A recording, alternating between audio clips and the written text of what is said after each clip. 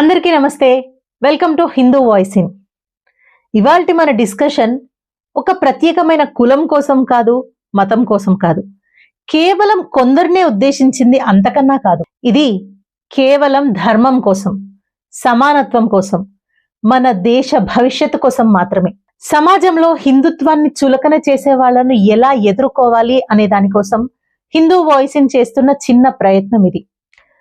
చర్చిలు తమకు వచ్చే డబ్బును తామే నిర్వహించుకుంటాయి, మసీదులు కూడా తమకు వచ్చే డబ్బుల్ని తామే తీసుకుంటాయి. కానీ ఎందుకు మన హిందూ దేవాలయాల్లో వచ్చే డబ్బుని ప్రభుత్వ ఖజానాకు తరలిస్తారు? ఇది నిజంగా సెక్యులరిజమా, లేక చారిత్రాత్మకంగా మన దేవాలయాల మీద జరుగుతున్న అరాచకమా? ఇదే నా నియంత్రణ? ఇది నిజంగా మన దేవాలయాల మీద జరుగుతున్న నియంత్రణే కదా? ఇట్లాంటి ఎన్నో విషయాలను మనకు తెలియజేయడానికి, మనకున్న ప్రశ్నలకు జవాబులు చెప్పడానికి ఇవాల్టి మన షోకి విచ్చేశారు ఎన్నో క్లిష్టమైన కేసులను సులభంగా పరిష్కరించిన senior high court advocate Nagole Rajasingh Gundrathi Srikanth Goud గారు. చట్టం అంటే భయం కాదు, ఒక భరోసా అని నమ్మే వ్యక్తి వీరు. చట్టం పట్ల అపారమైన అవగాహన కలిగి ఎంతో మందికి న్యాయం అందించిన ప్రముఖ న్యాయవాది వీరు. స్టేట్ బీజేపీ లీగల్ సెల్లో ఉన్నారు. వీరు కరోనా టైంలో చాలా మందికి ఫ్రీ రేషన్ సప్లై చేశారు, ఫ్రీ లీగల్ ఎయిడ్ కూడా చేశారు. ఇప్పటికీ ఎంతో సోషల్ సర్వీస్ చేస్తున్నారు. సామాన్యులకు చట్టంపై అవగాహన కల్పించడానికి, హిందూ సమాజాన్ని జాగృత పరచడానికి ఇవాళ ఆయన మన స్టూడియోకి విచ్చేశారు. నమస్తే sir, welcome to our Hindu voice in. నమస్కారం అండి, జై శ్రీరామ్. ఇవాళ మా ప్రేక్షకులు కోరిన ఎన్నో ప్రశ్నలకి, మాకున్న ఎన్నో అనుమానాలకి సమాధానాలు ఇవ్వడానికి మా స్టూడియోకి వచ్చేసినందుకు థ్యాంక్ యూ సో మచ్. మామూలుగా అయితే ఇప్పుడు మనం చూస్తే సొసైటీలో చర్చిలలో వచ్చే డబ్బులు చర్చ్ వాళ్ళే తీసుకుంటారు, మసీదుల్లో వచ్చేవి వాళ్ళ దగ్గరే ఉంటాయి. కానీ ఎందుకు సార్ ఓన్లీ టెంపుల్స్ లో వచ్చేవి అంటే, గుడి దేవాలయాల్లో వచ్చేవి మాత్రమే ఎందుకు ప్రభుత్వం వాటిపైన నియంత్రణ చేస్తుంది? ఇక్కడ ముఖ్యంగా మనం తెలుసుకోవాల్సిన ఒక విషయం ఉంది. మన హిందూ సమాజం అనాది నుంచి వస్తున్న గుడులు గోపురాలని వాళ్ళ ఒక నమ్మకాన్ని, గుడుల పైన గోపురాల పైన వాళ్ళ నమ్మకాలతో ముందుకు వాళ్ళు వెళ్తున్నారు. వాళ్ళ జీవనంలో ఒక ముఖ్యమైన ఘట్టం గుడులు గోపురాలు.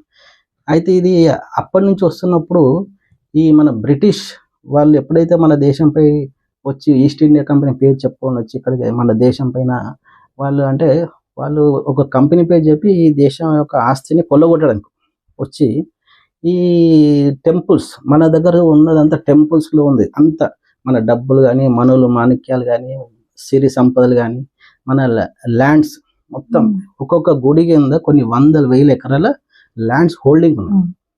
ఈ వీళ్ళకి అప్పుడు అర్థమైంది, అదే ఇక్కడ ఒక చట్టాన్ని తీసుకొచ్చి ఈ ట్రస్టుల్లో ఒకటి ఏర్పాటు చేసిన ఏదైతే రిలీజియస్ ట్రస్ట్లు ఉన్నాయి, మన ఇప్పుడు తిరుపతి దేవస్థానానికి ఒక ట్రస్ట్ ఉన్నది, శ్రీశైలంకి, యాదగిరిగుట్టకు, అట్లా కొన్ని గుడులకు కొన్ని ట్రస్టులు వాళ్ళ ఆస్తులని, వాళ్ళ సంపదను, వాళ్ళ ఆదాయాన్ని ఏదైతే ఇన్కమ్ వస్తుందో దాని మీద ఒక కంట్రోలింగ్ అథారిటీ మనకు ఉండాలి అని చెప్పేసి ఒక 1840s జోసెఫ్ స్మిత్ అనే అతను దీన్ని ఒక ఎండోమెంట్ యాక్ట్, చారిటబుల్ ఇన్స్టిట్యూషన్స్ కింద ఎండోమెంట్ యాక్ట్ తీసుకొచ్చి దాన్ని అప్పుడు తీసుకొచ్చి 1863 ఈ ఎండోమెంట్ని ఒక బిల్గా, ఒక యాక్ట్గా పాస్ చేసి అప్పటి నుంచి వాళ్ళకు మన టెంపుల్స్ మీద ఒక కంట్రోలింగ్ అథారిటీ అప్పుడే వచ్చింది. బ్రిటిష్ కాలంలో మన టెంపుల్స్ మీద కానీ, అడ్మినిస్ట్రేషన్ కానీ, తర్వాత మన టెంపుల్స్కి ఉన్న ప్రాపర్టీస్ మీద కానీ అన్నిటి మీద వాళ్ళకు ఒక కంట్రోలింగ్ వచ్చేసి, అప్పుడు అక్కడి నుంచి ఈ విధంగా వచ్చినప్పుడు ఈ ఏదైతే మన రెవెన్యూ వచ్చిందో గుడులకు, ఆ రెవెన్యూ అంతా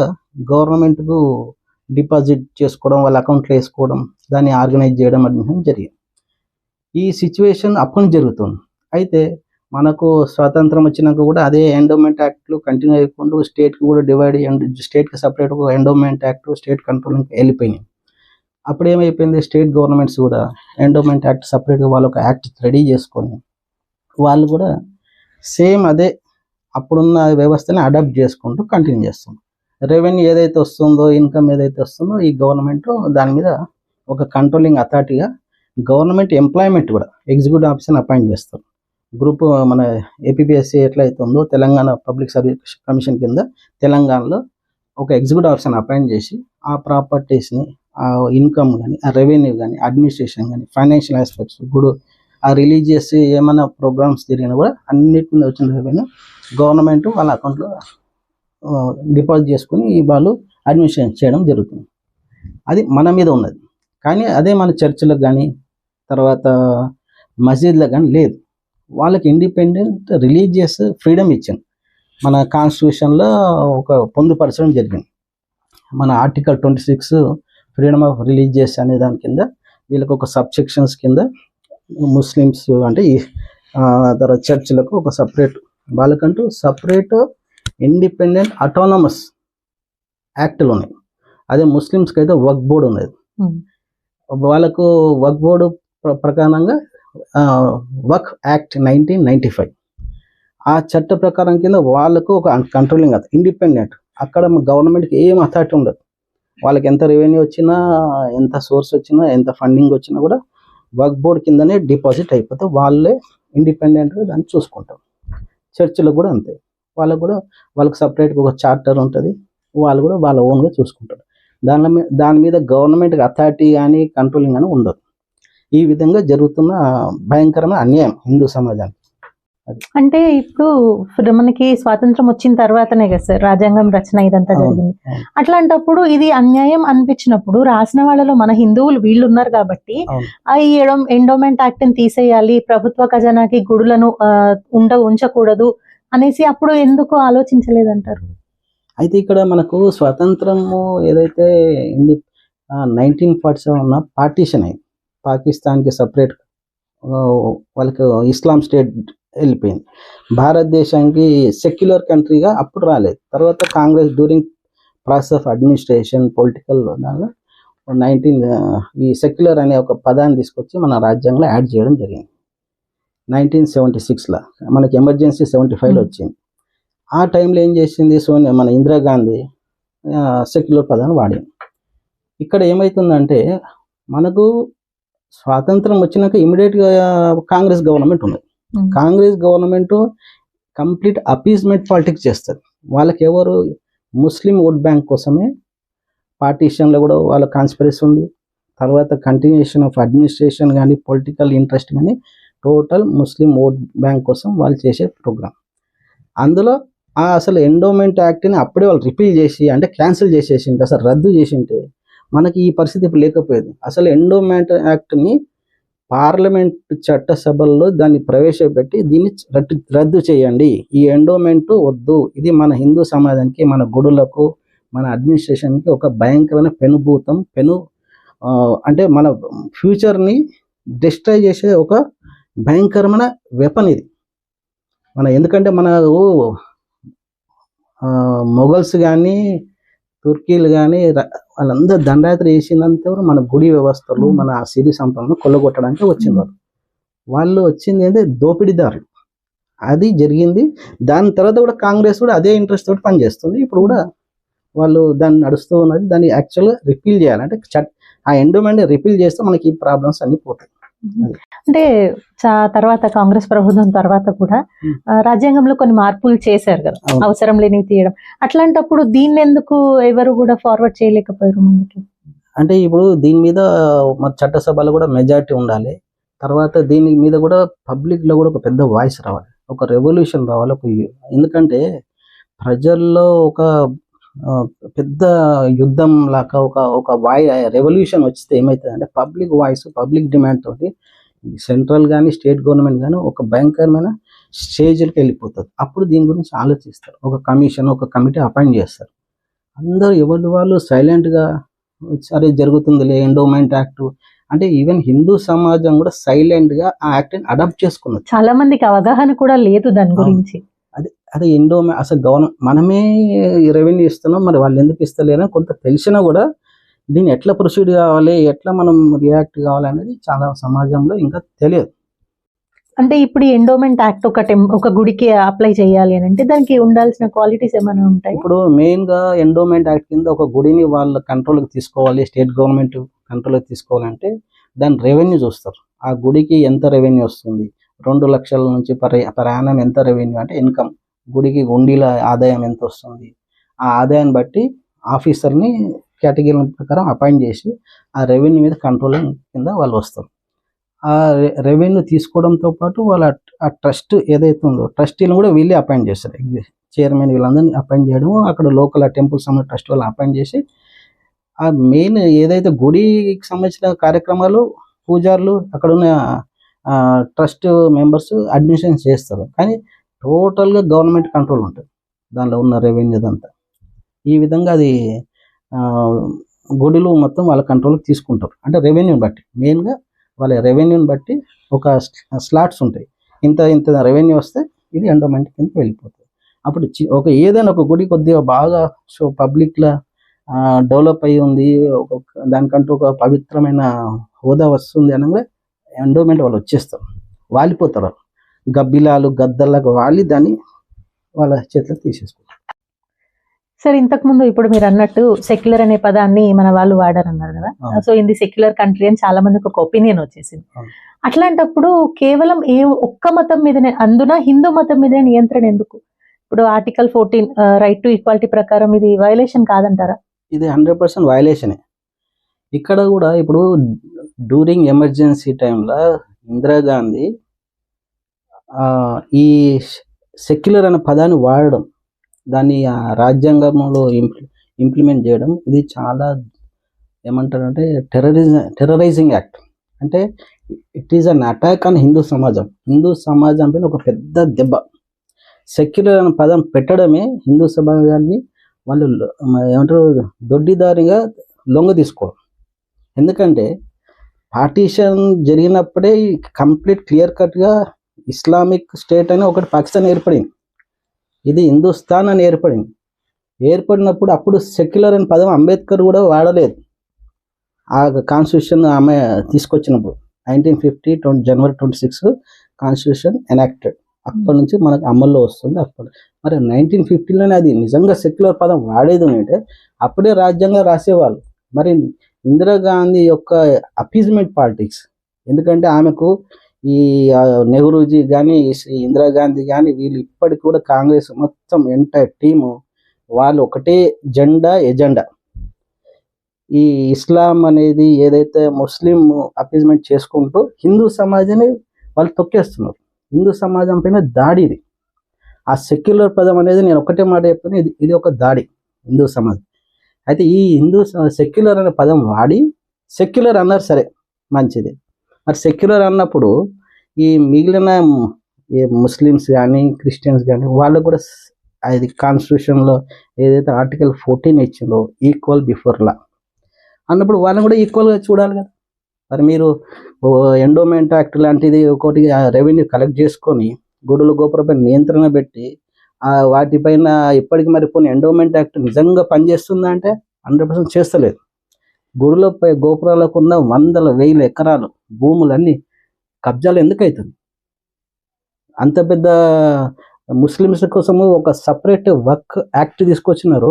వాళ్ళు గుడులు గోపురాలు దానికి సంబంధించిన 100,000 సంవత్సరాల క్రితం నుంచి ఉన్న కూడా ల్యాండ్ని వాళ్ళు కబ్జా చేసుకొని వర్క్ యాక్ట్ కింద రాసేసుకుంటున్నారు. అది ఎప్పుడో నిన్న మొన్న వచ్చిన వర్క్ యాక్ట్ 1000 సంవత్సరాల హిందూ సమాజం సంబంధించిన టెంపుల్ ల్యాండ్స్ ఎట్లా మీరు ఓన్ చేసుకుంటున్నారు? మీకు అదేం చట్టం? ఆ చట్టం కూడా ఇట్స్ టెర్రరైజింగ్ చట్టం. హిందూ సమాజం పైన ఇది ఒక భయంకరమైన దాడి. వర్క్ బోర్డు కూడా వర్క్ యాక్ట్ కూడా అది కూడా కాంగ్రెస్ గవర్నమెంట్ తీసుకొచ్చింది. సెక్యులర్ కూడా కాంగ్రెస్ తీసుకొచ్చింది. దీని వలన ఈక్వాలిటీ బిఫోర్ లా అనేది 100% ఫెయిల్యూర్. ఇప్పుడు సెక్యులర్ అని వాడినప్పుడు అది ఫెయిల్యూర్. మరి వాళ్ళకు కూడా ఒక నియంత్రణ పెట్టి వాళ్ళకు కూడా వచ్చిన రెవెన్యూ చర్చిలకు కూడా మిషనరీస్ ఉన్నాయి, వాళ్ళకు కూడా భయంకరమైన ఫండింగ్ వస్తుంది, డొనేషన్స్ వస్తాయి.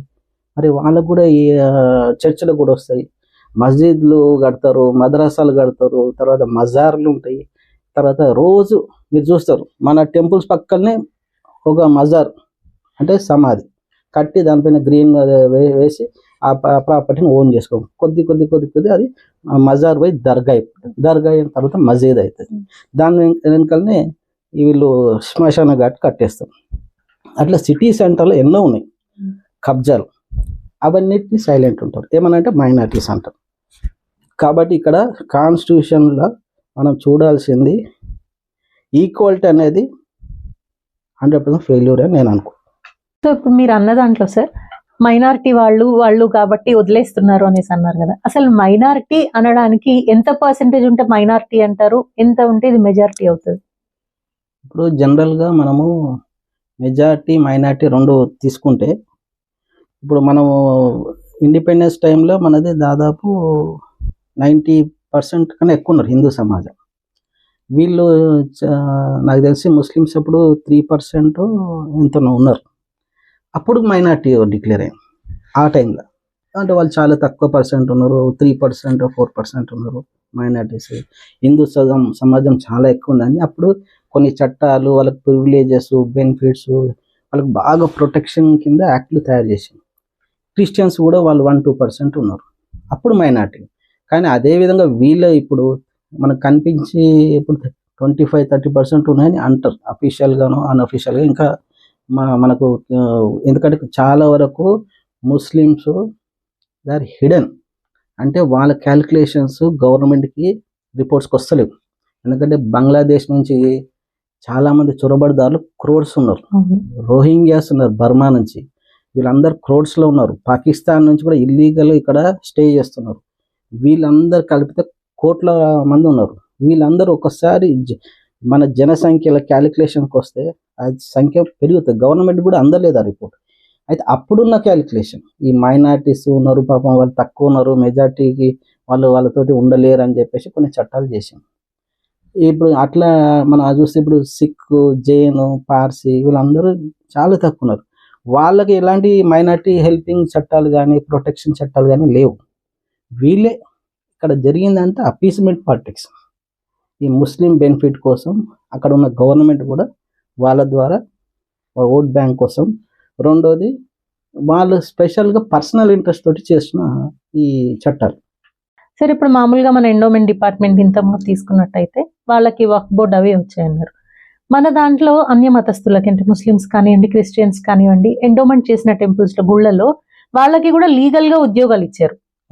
కానీ వాళ్ళ దగ్గర అట్లాంటివన్నీ జరగవు. ఎందుకు? కేవలం ఇట్లా మాత్రమే మన గుళ్ళలో మాత్రమే వాళ్ళని ఎందుకు తీసుకొస్తున్నారు? అది కూడా లీగల్ ప్రొసీజర్ ఎందుకు జరుగుతుంది? అన్ని మతస్థుల్ని తీసుకొచ్చి మన గుళ్ళలో ఉద్యోగాలకు పెట్టడం అనేది. ఇప్పుడు వాళ్ళు ఏంటంటే వాళ్ళని కూడా గవర్నమెంట్ ఎంకరేజ్మెంట్ తోటి వాళ్ళని ఇంకో రకం అంటే through process of public service commission ఏమో ఎగ్జిక్యూటివ్ ఆఫీసర్ హిందూ ఉండాలని ఉంది చట్టంలో. Whoever executive officer EO appoint అవుతుండో హీ మస్ట్ బి హిందూ. ఆయన హిందూ కింద అపాయింట్ అవుతాడు. కింద ఎవరైతే క్లరికల్ జాబ్స్, చిన్న చిన్న జాబ్స్ ఉంటాయో వీళ్ళు ఏం చేస్తారంటే ట్రస్ట్ చైర్మన్లు వీళ్ళందరూ కలిసి గవర్నమెంట్ ద్వారా ఇల్లీగల్గా, అంటే కంప్లీట్ లా కొంచెం ఇల్లీగల్ వాళ్ళని గుస్ బయటకు అంటారు. అంటే వాళ్ళని తీసుకొచ్చి వాళ్ళని అపాయింట్ చేసి ఒక ఆర్డర్ పాస్ చేయడం, జీవో చేయడం, అట్లా వాళ్ళని చిన్న చిన్న పోస్టులు, కొంచెం కొన్ని కంట్రోలింగ్ పవర్ పోస్టులు వాళ్ళకు వీళ్ళు అపాయింట్ చేసి వాళ్ళ ద్వారా మనకు ఎంత నష్టం అంటే అంత నష్టం జరుగుతుంది. రెండవది, అదే విధంగా మనం చర్చిలో కానీ మస్జిద్లో చూస్తే మాత్రం మన వాళ్ళు ఎవ్వరు ఉండరు. వాళ్ళు ఏమంటారు, మనని కాఫీర్ అంటారు, నాన్ బిలీవర్స్. మరి అదేవిధంగా మన గుడి గోపురాలకు వచ్చిన వాళ్ళు క్రిస్టియన్స్, ఇప్పుడు మన టెంపుల్ ఇది తిరుపతి టెంపుల్లో కూడా ఉన్నారు. అక్కడ వాళ్ళు కూడా మన హిందూ సాంప్రదాయాన్ని నమ్మరు, మన గుడి గోపురాన్ని నమ్మరు, మన ఏవేదరి మన హోలీ ఏ విషయాన్ని వాళ్ళు నమ్మరు. అయినా వాళ్ళకి అపాయింట్మెంట్ ఇస్తారు. వాళ్ళు కూడా అప్పుడప్పుడు మేము తిరుపతి దేవస్థానం కూడా చూస్తాం, వాళ్ళు ఏది ప్రొహిబిటెడ్ ఆల్కహాల్ కానీ నాన్ వెజిటేరియన్ తీసుకొని వచ్చి క్యారీ చేసి సమ్వేర్ దే ఆర్ కన్జ్యూమ్ చేస్తున్నారు. అట్లాంటి వాళ్ళకి ఎందుకంటే వాళ్ళ మన దేవుని నమ్మకం. అదే మన వాళ్ళని క్రిస్టియన్స్ మిషనరీస్లో కానీ చర్చ్ ఎవరు మన ముస్లిం మస్జిద్లో కానీ అపాయింట్మెంట్ చేసుకోరు. ఎందుకంటే వాళ్ళు కాఫీర్ అంటారు, నాన్ బిలీవర్స్ అంటారు. నాన్ బిలీవర్స్ అంటే మా అల్లాని నమ్మరు. అల్లా నమ్మని వారు మేము తీసుకోము, అక్కడ అపాయింట్ చేయడం. వాళ్ళు అక్కడ ఏమైందంటే అథారిటీ గవర్నమెంట్ లేదు. ఇక్కడ మన ఎండోమెంట్ యాక్ట్ కింద మనము కంప్లీట్ గవర్నమెంట్ చేతిలోకి వెళ్ళిపోయినాం. కాబట్టి మనం రూలింగ్ చేస్తుంది గవర్నమెంట్. వాళ్ళని ఎవరు కంట్రోల్ చేస్తున్నారు? మస్జిద్లని కంట్రోల్ చేస్తున్నారు వక్ఫ్ బోర్డు, చర్చిలని వాళ్ళ మిషనరీస్, వాళ్ళ కంట్రోల్లో ఉన్నది. కాబట్టి గవర్నమెంట్ అథారిటీ లేదు, వాయిస్ లేదు, వాయిస్లెస్. వాళ్ళు ఇష్టం ఉన్నట్టు వాళ్ళు చేస్తారు. మనీ, రెవెన్యూ కానీ, అపాయింట్మెంట్ కానీ, ఎనీథింగ్ అట్లా వాళ్ళకు ఈ భారతదేశంలో అది ఒక దుర్మార్గమైన ఒక దాడి కిందనే చూడాల్సింది. అంటే ఇప్పుడు ఎండోమెంట్ డిపార్ట్మెంట్ లో ఉండేది ప్రభుత్వంలో మన వాళ్ళే ఉంటారు, గుడి దేవాలయాలకు వాటికి సంబంధించిన వాళ్ళు. అయినప్పటికీ వాళ్ళకి సపోర్ట్ చేయడానికి రీజన్ ఏమై ఉంటది అని అంటే వాళ్ళకి ఇన్నర్ ఫీలింగ్ అట్లా ఉండడం వేనా, వాళ్ళకి సపోర్ట్ చేయాలి అని ఉండడం వల్ల? నేను ఇప్పుడు మన ఎండోమెంట్ యాక్ట్లో ఎవరైతే గవర్నమెంట్ ఆఫీసర్లు అపాయింట్ అవుతుండ్రో వాళ్ళు కూడా కంప్లీట్ డెడికేటెడ్ కమిటెడ్ ఉంటేనేమో ఇవి జరగవు. వాళ్ళు కూడా సెక్యులర్గా కొంచెం బ్రాడ్ మైండ్గా ఆలోచించి ఉండని సబ్కా మేము అందరితో కలిసి ఉండాలి, అందరితోటి ఏదేదో అనుకుంటాం. ఉన్నదే అది. మనం ఏంటంటే అన్ని మతస్థులను గౌరవించడం, వెల్కమ్ చేయడం, వాళ్ళని కూడా తప్పు తర్వాత మన వాళ్ళు ఎవరైనా గట్టిగా మాట్లాడితే వాళ్ళు అట్లా ఉంటే ఏంది, క్రిస్టియన్ అయితే ముస్లిం అయితే అని మన వాళ్ళే ఫస్ట్ దాన్ని డిస్ప్యూట్ చేయడం, డైల్యూట్ చేయడం, సైలెంట్ చేయడం. ఫస్ట్ ఈ సెక్యులర్ భావం ఎవరైతే హిందువులకే ఉంది వాళ్ళకి లేదు, వాళ్ళకంతా మజబ్కే దివాన్ అంటారు. అట్లాంటి వాళ్ళు మనం ఏం చెప్పినా వినరు. మన వాళ్ళు సెక్యులర్ భావాలు, ఆ సెక్యులర్ భావాలు తొందరగా 1-2 minutesలోనే మన చేంజ్ అయిపోతారు. 1 గంటలు రోజులు అవసరం లేదు. సో మన వాళ్ళని పాడు చేసేది మన వాళ్ళే అంటారు. మన వాళ్ళే, మన ఎడ్యుకేషన్ బయట వాళ్ళు రావాల్సిన అవసరం లేదు. కుటుంబ వ్యవస్థలో మన ఎడ్యుకేషన్ సిస్టము, కుటుంబ వ్యవస్థ చాలా సెక్యులర్గా పెరుగుతారు మన పిల్లలు. చాలా చిన్నప్పటి నుంచి స్కూల్ కూడా మిషనరీ స్కూల్స్, ఆ కాన్వెంట్ స్కూల్లో జాయిన్ అవుతారు, అక్కడ సెక్యులర్గా తయారవుతారు.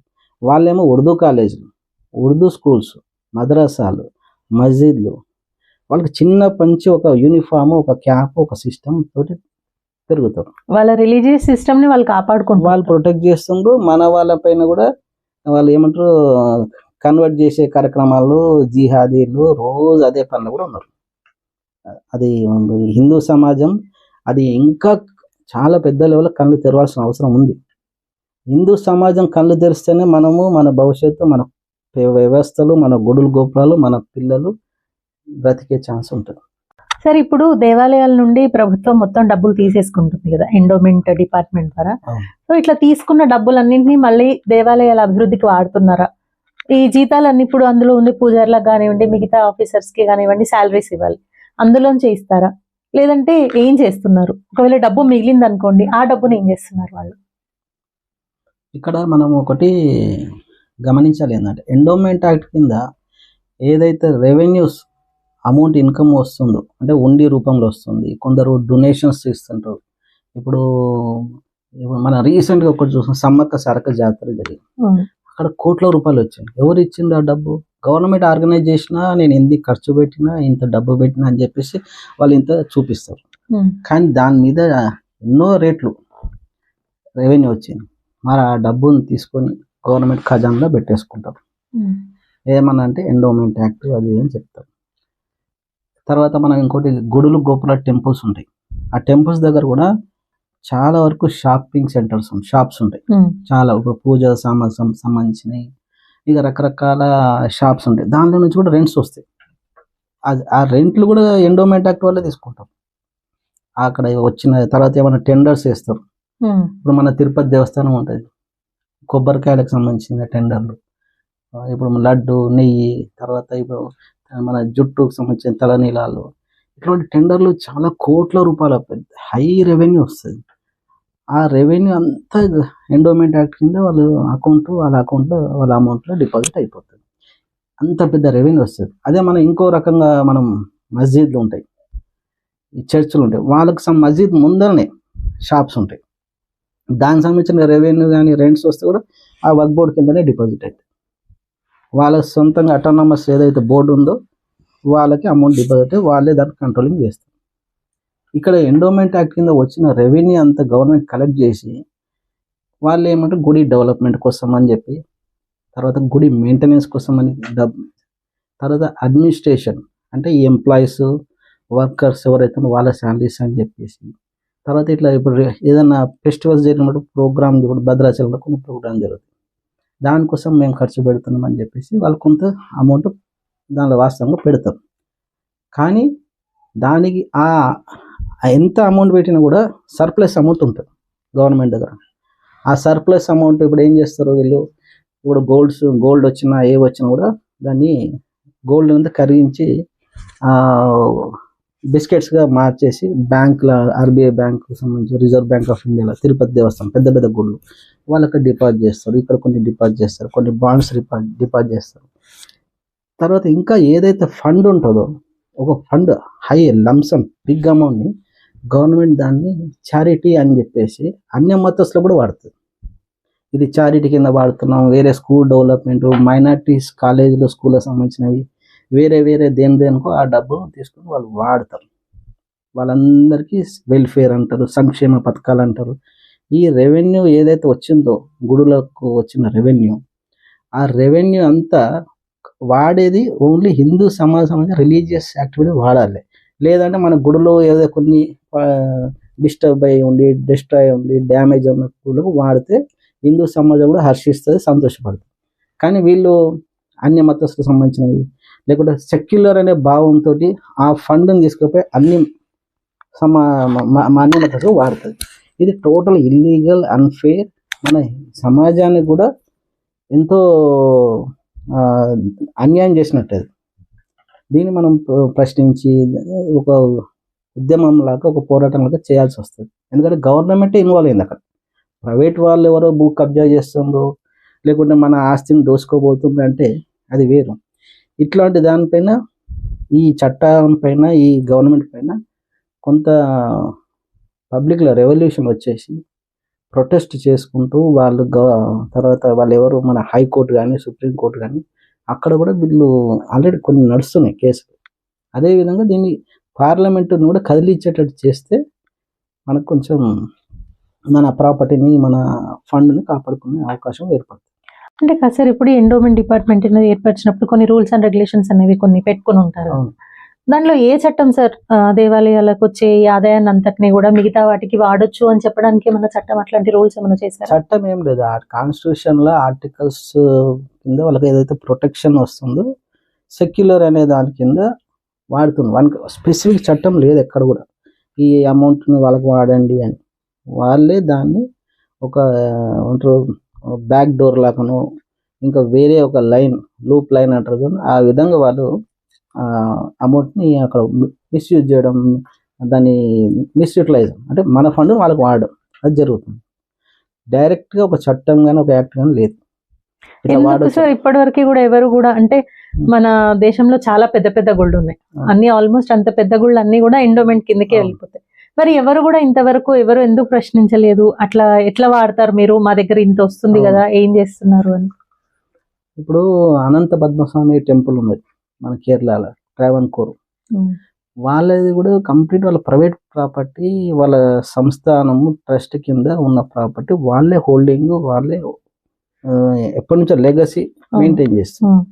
దాని మీద కొంతమంది వెళ్ళి అందులో మనకు సంబంధించిన వాళ్ళే హిందూ సమాజం కొన్ని దాని మీద క్వశ్చన్ చేసి ఆ ఫండ్ ఎక్కడ ఉన్నదని చేసి తర్వాత గవర్నమెంట్ వెస్టెడ్ ఇంట్రెస్ట్, ఎందుకంటే గవర్నమెంట్ వెస్టెడ్ ఇంట్రెస్ట్ ఏంది, అంత పెద్ద ప్రాపర్టీ వీళ్ళకి ఎందుకు ఉన్నది, మనం దాన్ని క్యాప్చర్ చేయాలి, దాంతో మన గవర్నమెంట్ నడిపించుకోవచ్చు అని చేస్తున్నారు. స్పెసిఫిక్గా అంటూ అక్కడ ఏమీ వాళ్ళకు ప్రొటెక్షన్ కానీ వాళ్ళకు యాక్ట్ కానీ ఎక్కడ స్పీకింగ్ ఆర్డర్స్ ఏమి ఉండవు, లేవు కూడా. దానిలో చట్టం మనకు వాళ్ళకు కానీ మనకు కానీ స్పెసిఫిక్గా ఏం లేదు. సరే, ఈ మధ్య మనం చూసుకుంటే దేవాలయాల మీద దాడులు బాగా ఎక్కువైపోయినాయి. దేవాలయాల మీద చాలా ఎక్కువ దాడులు అవుతున్నాయి, మత విద్వేషాలను రెచ్చగొట్టేటట్టు దాడులు జరుగుతున్నాయి. సో ఇట్లాంటివి జరిగినప్పుడు ప్రభుత్వం ఏం చర్యలు తీసుకుంటుంది? అంటే వీళ్ళని అరెస్ట్ చేసిన పోలీసులు కూడా ఎటువంటి సెక్షన్ల కింద పోలీసులు వాళ్ళని అరెస్ట్ చేస్తున్నారు? అదే ఇప్పుడు ఈ మధ్య కాలంలో మనం తెలంగాణలో మనం స్పెషల్గా ఆలోచిస్తే దాదాపు 10-12 దాడులు జరిగాయి మన గుడుల పైన. సికింద్రాబాద్లో ముత్యాలమ్మ గుడి పైన విగ్రహం పైన వాడు ఒక దుష్కరుడు అంటే ఒక దుర్మార్గుడు మన గుడి అమ్మవారి పైన దాడి చేసి, తర్వాత ఈ లాయన్ దగ్గర కూడా అటాక్ జరిగింది. తర్వాత నిన్న మొన్న కూడా ఏది పురాణపుల్ దర్వాజా మన శివాజీ మహారాజు రాణా ప్రతాప్ ద్వారం అంటారు, అక్కడ కూడా మన ఎన్నో వందల సంవత్సరం చిన్న ద్వారము, అక్కడ కూడా మన అమ్మవారి విగ్రహాన్ని పైన దాడి జరగడము, దాని పక్కకే మజార్ పెట్టుకోవడము.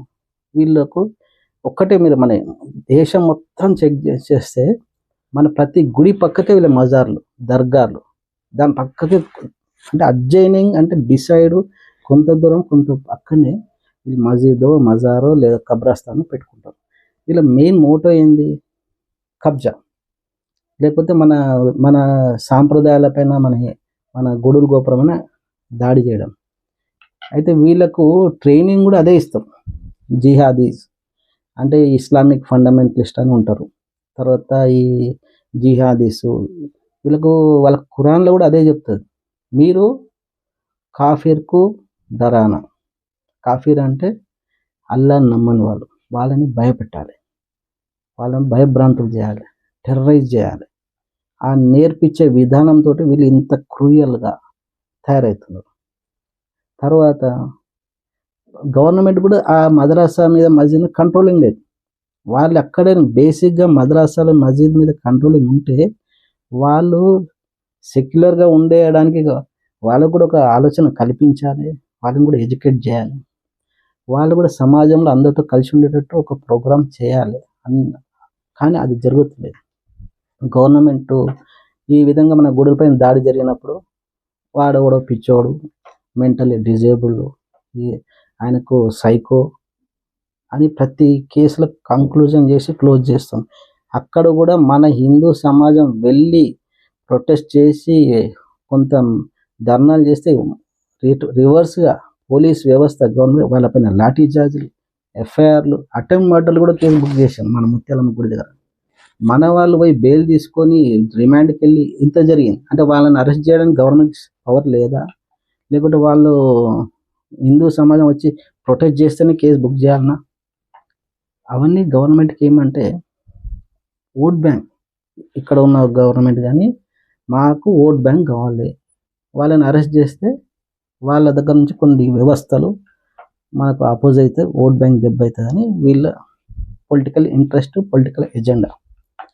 ఇప్పుడు పోలీస్ వాళ్ళు ఎవరైతే వీళ్ళ గుడులపైన అటాక్ చేసిన వాళ్ళు, దాడి చేసిన వాళ్ళపైన చిన్న సెక్షన్ ఏదో అరెస్ట్ చేసేసి దులుపుకుంటారు. మన వాళ్ళు సైలెంట్ అయిపోతారు, వాళ్ళకి ఏం ఐడియా ఉంది.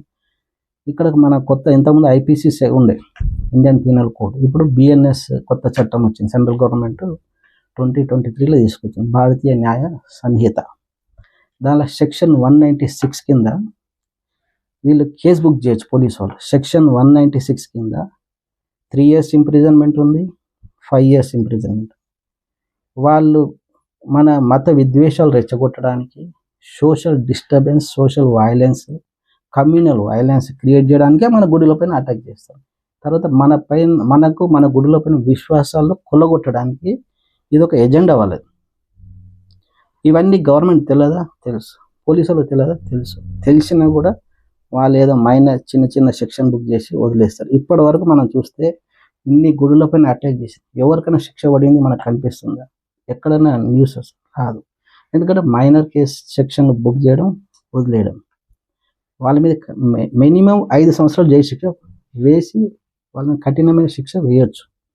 కానీ ఆ స్టెప్స్ వేస్తే హిందూ సమాజం కూడా కొంత ధైర్యంగా వాళ్ళు కూడా కొన్ని యాక్టివిటీస్ ప్రొటెక్షన్ కానీ చేసుకోగలరు.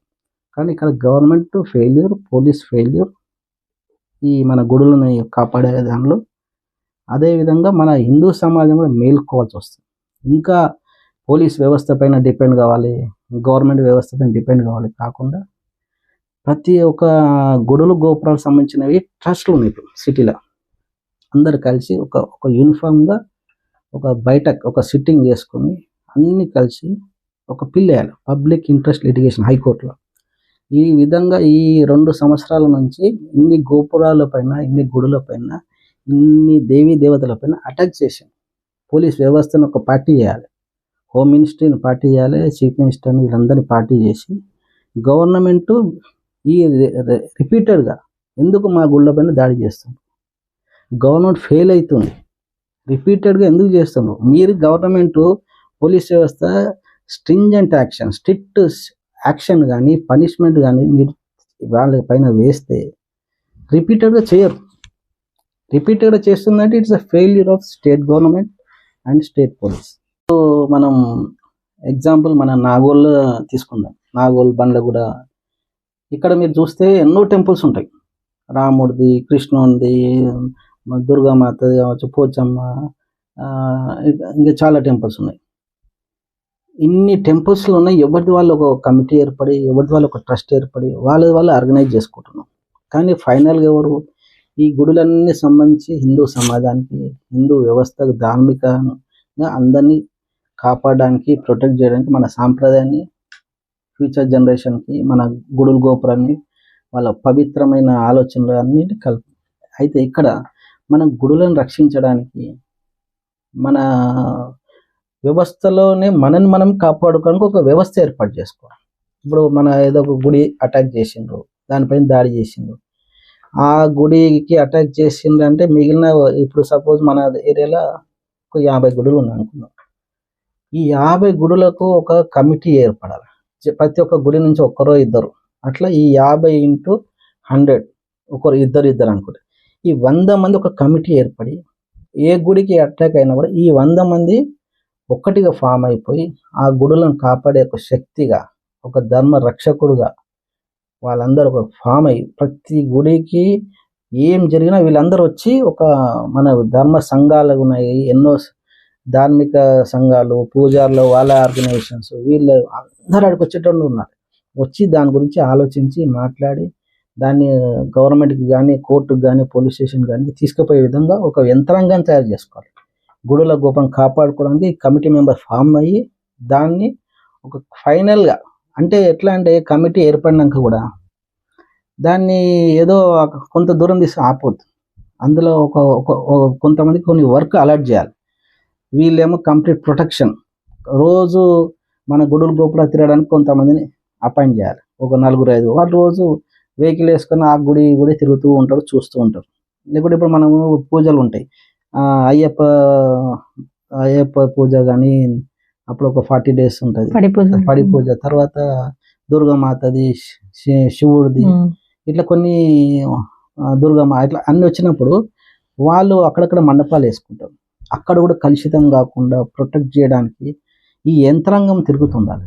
అందులో కొంతమందిని అపాయింట్ చేయాలి. వాళ్ళు మొత్తం మన చుట్టుముట్టున్న ఈ గుడుల గోపురం కాపాడడానికి, వాటికి సంబంధించిన ల్యాండ్స్ ఉంటే ప్రాపర్టీని కాపాడడానికి, తర్వాత అక్కడ ఈ దుష్ట శక్తులు వచ్చి ఎలాంటి క్రూరమైన దుష్ట కార్యక్రమం చేయకుండా వాళ్ళని ప్రొటెక్ట్ చేసి వాళ్ళని అక్కడి నుంచి పంపించే విధంగా, నిర్మూలించే విధంగా ఆలోచించి ఒక వ్యవస్థను ఏర్పాటు చేసుకొని self mechanism, self body, self committee, self defence system మనం తయారు చేసుకోవాలి. మనల్ని ఎవరో ప్రొటెక్ట్ చేస్తారు కాదు, నిన్ను నువ్వు కాపాడుకోవాలి, నిన్ను నీ గుడులను కాపాడుకోవాలి. ఒక వ్యవస్థను, ఒక యంత్రాంగాన్ని క్రియేట్ చేస్తే అప్పుడు మనల్ని దగ్గర రావడానికి కూడా వాళ్ళు భయపడతారు. పోలీస్ కన్నా ముందు నువ్వు సెల్ఫ్ డిఫెన్స్ చేసుకో, కోర్టు పోలీసులు కాదు, నిన్ను నువ్వు కాపాడుకో. అప్పుడు మన వ్యవస్థని మనమే ప్రొటెక్ట్ చేసుకునే ఒక మెకానిజం తయారైతే మనకు కూడా ఫ్యూచర్ ఉంటుంది, మన పిల్లలకు కూడా ఒక ధైర్యం, నమ్మకం ఉంటుంది. లేకపోతే వాడు ఏదో చేస్తాడని మనం భయపడి అక్కడిక్కడ ఉండడం కాదు. ఎవరైనా వస్తే మన వ్యవస్థ ఉండాలి, యూనిటీగా అన్ని వర్క్స్ చేసుకుంటే యూనిటీగా ఉండాలి. ఇప్పటివరకు ఎప్పుడైనా అట్లా ఎవరైనా పిల్లలు వేసారా సార్? వేసే ప్రయత్నం ఎవరైనా చేశారు? ఇప్పటి వరకు అయితే అంత సీరియస్గా అయితే వేయలేదు. నేను మన సికింద్రాబాద్లో ఒక శివాజీ సంస్థ ఒకటి ఉన్నది, చంద్రశేఖర్ చౌహాన్ అని, వాళ్ళ ద్వారా నేను కొన్ని లెటర్స్ గవర్నర్కి పంపించినాం, డీజీపీకి పంపించినాం. ఈ టెంపుల్ సంబంధించిన ఏవైతే డిస్ట్రాయ్ చేస్తుండ్రో, డిస్మెటల్ చేస్తుండ్రో, అటాక్ చేస్తుండ్రో అందులో నేనే డ్రాఫ్టింగ్ చేసిన అన్ని లెటర్ హెడ్స్ చాలా, దాదాపు ఒక 200 రిజిస్టర్డ్ పోస్టులు మన చీఫ్ జస్టిస్ కూడా పంపించినాం, తర్వాత గవర్నర్ పంపించినాం, చీఫ్ మినిస్టర్ పంపించినాం, తర్వాత ఇంకా లోకల్ సర్కిల్ ఇన్స్పెక్టర్ కూడా వీళ్ళందరికీ పంపించి ఈ విధంగా జరుగుతుంది విత్ ఫొటోస్ తోటి పంపించాను.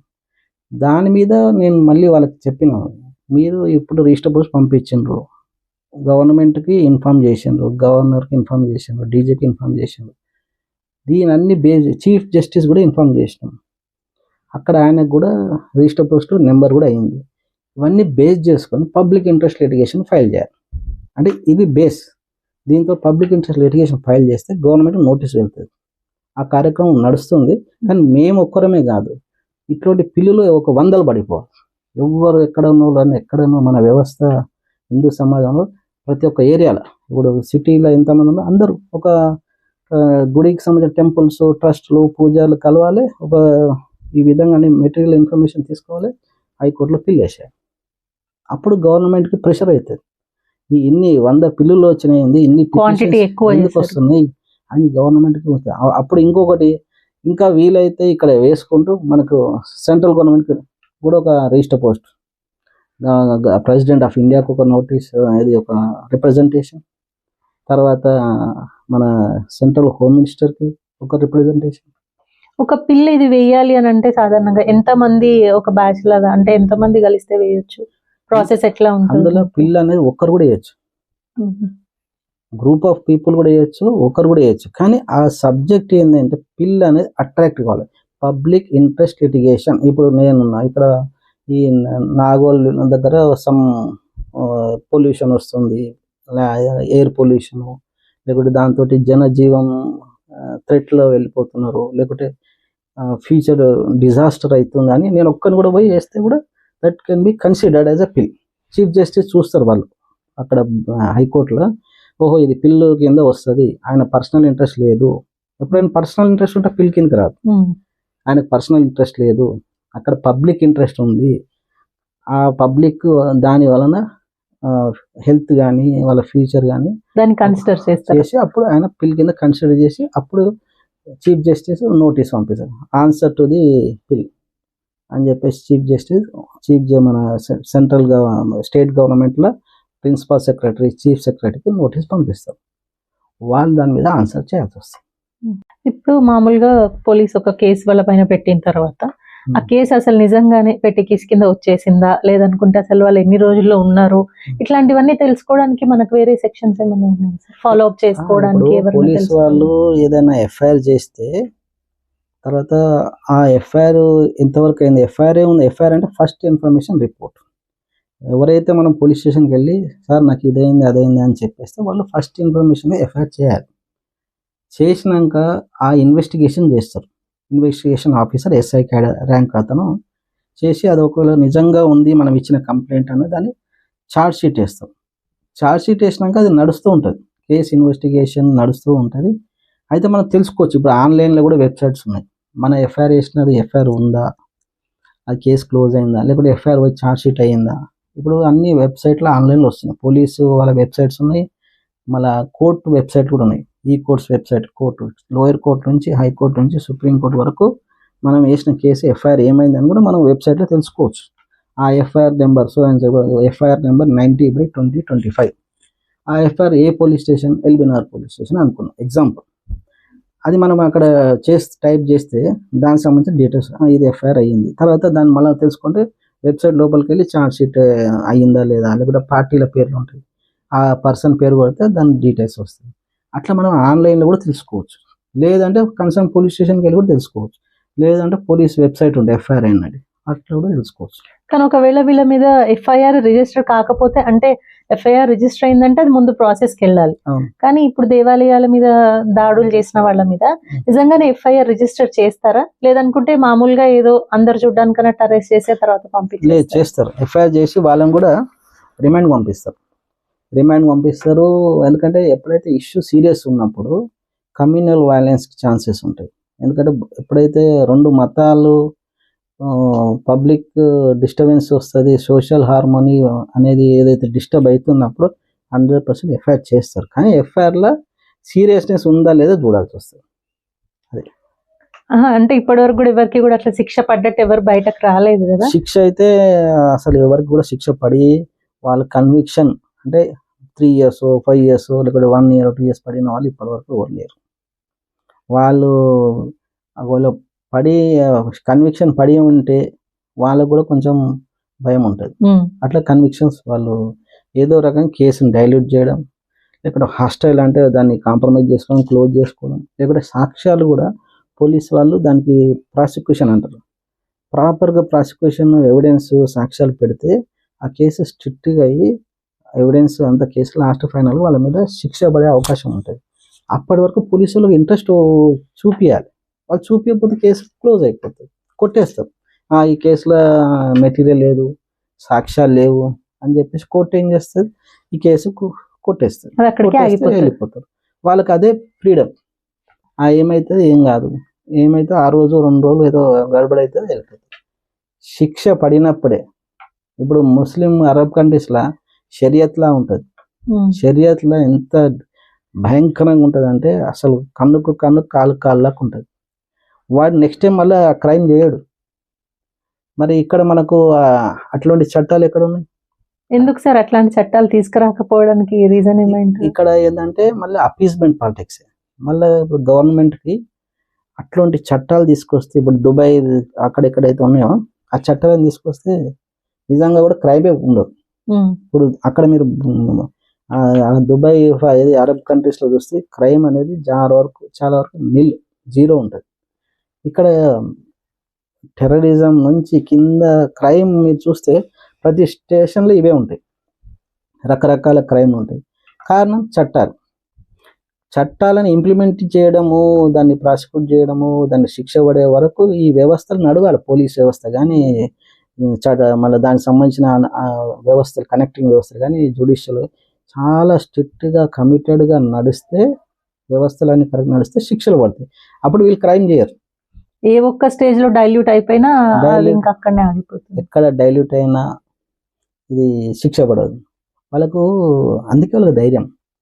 మమ్మల్ని ఎవరు ఏం చేయలేరు, పోలీసు వాళ్ళు ఏం చేయలేరు, కానూన్ ఏం చేయలేదు, జ్యుడిషియల్ ఏం చేయలేదు. జ్యుడిషియల్ కూడా ఎందుకు చేయలేదు అంటే వీళ్ళకి పోలీసులు ప్రాపర్ ఎవిడెన్స్ ఇస్తేనే జడ్జిలు శిక్షలు వేస్తారు.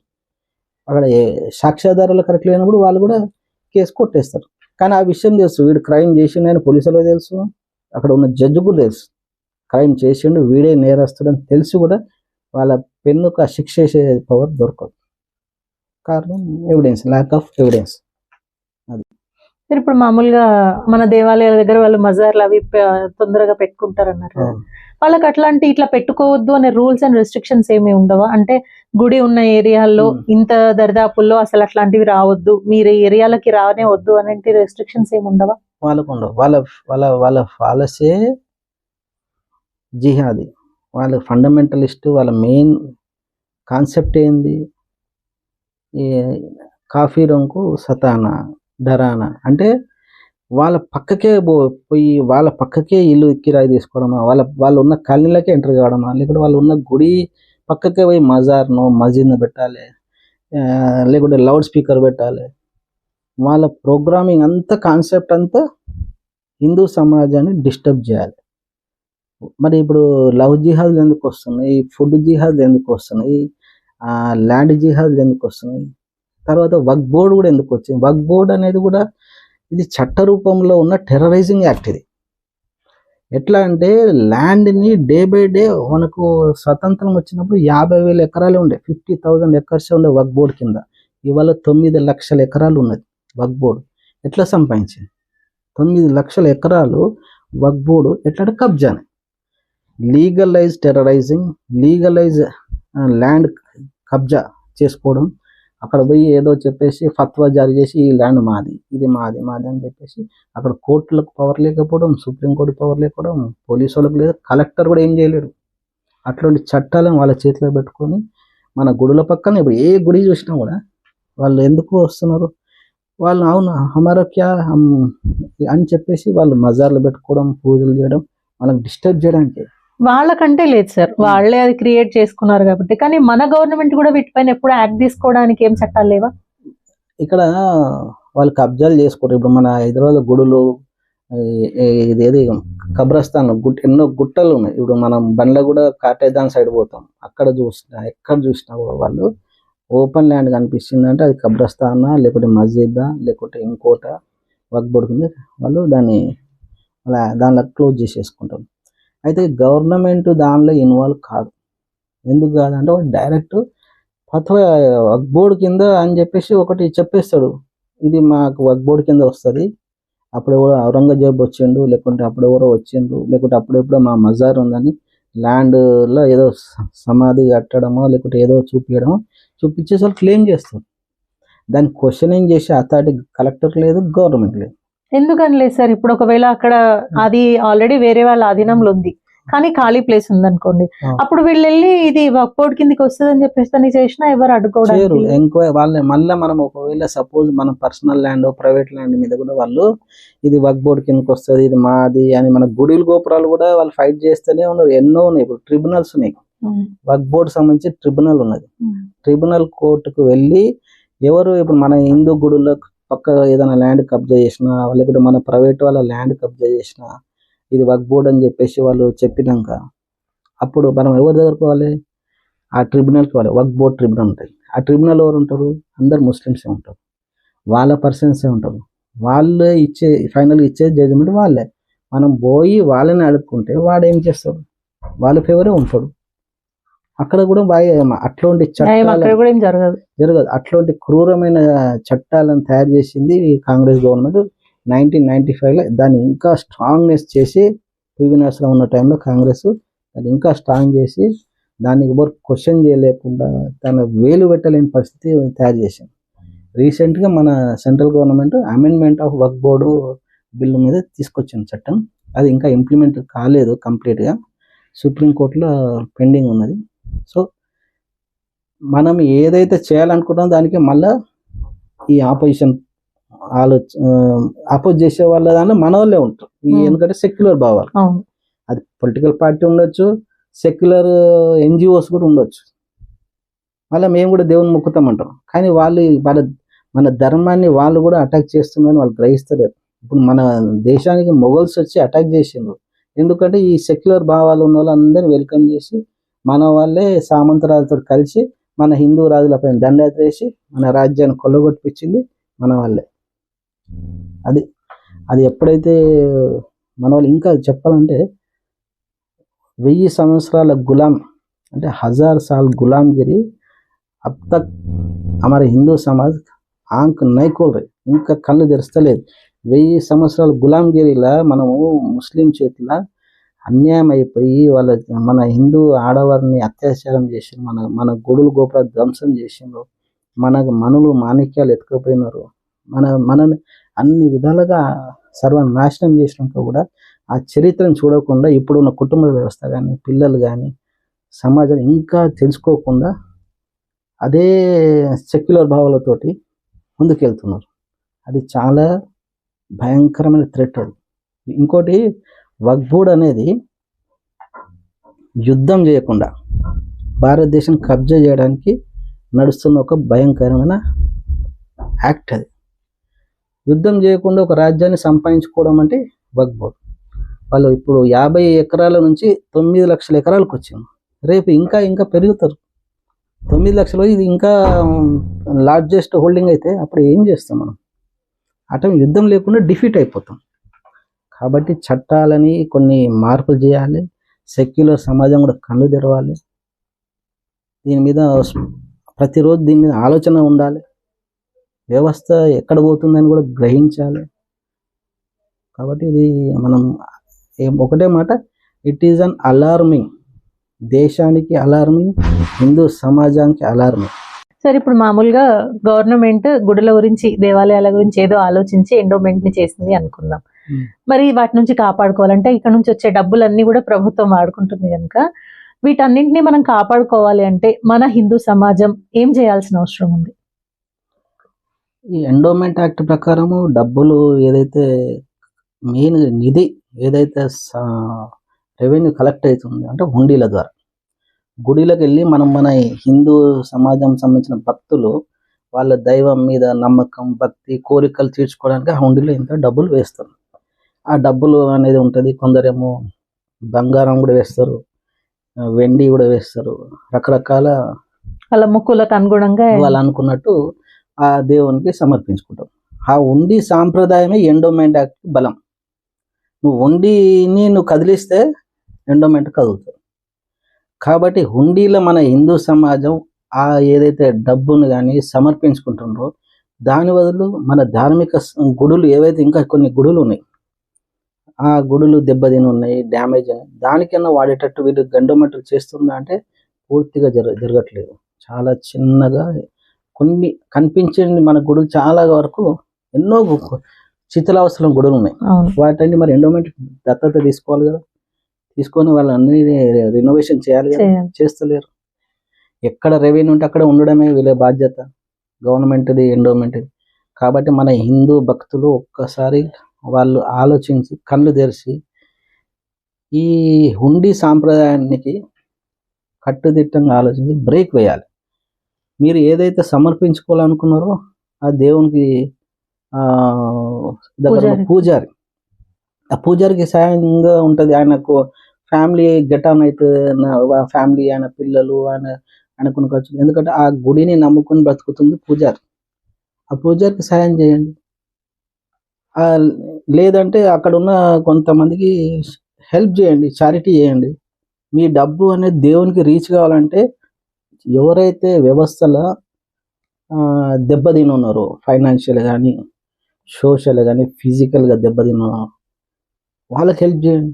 ఆ డబ్బు దేవునికి డైరెక్ట్ రీచ్ అవుతుంది. కానీ ఆ గుడికి ఇస్తే పోనీ, మీరు గుడికి మొక్కుకున్నారు ఇస్తున్నారు అంటే ఆ గుడి వాళ్ళు మీ డబ్బుని తీసుకొని అన్య మతస్థులకు లేకుంటే సంక్షేమ పథకాలు వాడుతున్నాం. మన గుడిలకు రినోవేషన్ వాడితే వేరే విధం అనుకోవచ్చు. కాబట్టి హుండీ వ్యవస్థను వాళ్ళకు గుండెకాయ లాంటిది కాబట్టి ఆ సాంప్రదాయాన్ని కొంత ఆలోచించి తగ్గించేసి మన పూజారులకు ఇంకా వేరే విధంగా మీరు చేయండి.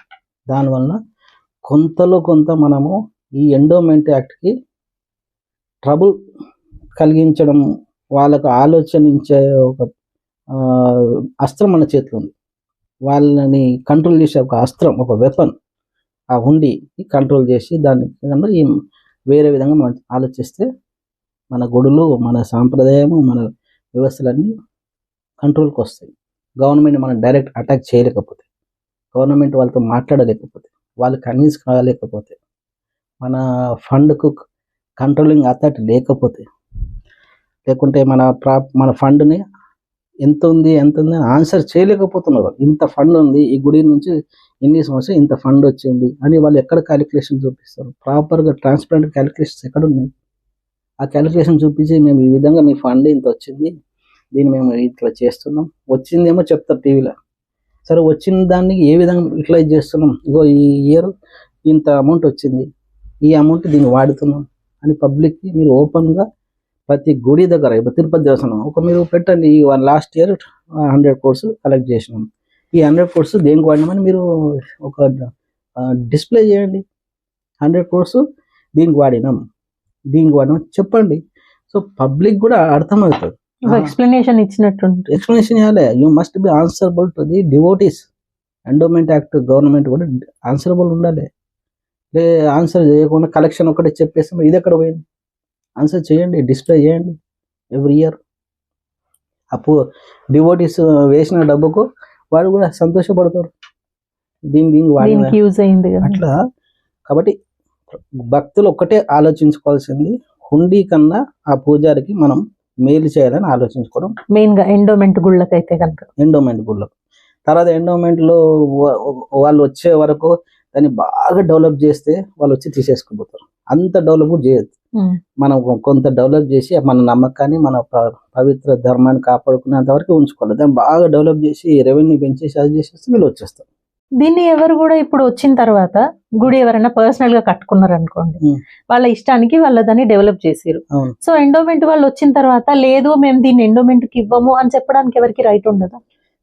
ఉంటది, కానీ రెవెన్యూ వచ్చిందంటే వాళ్ళు వచ్చేస్తారు.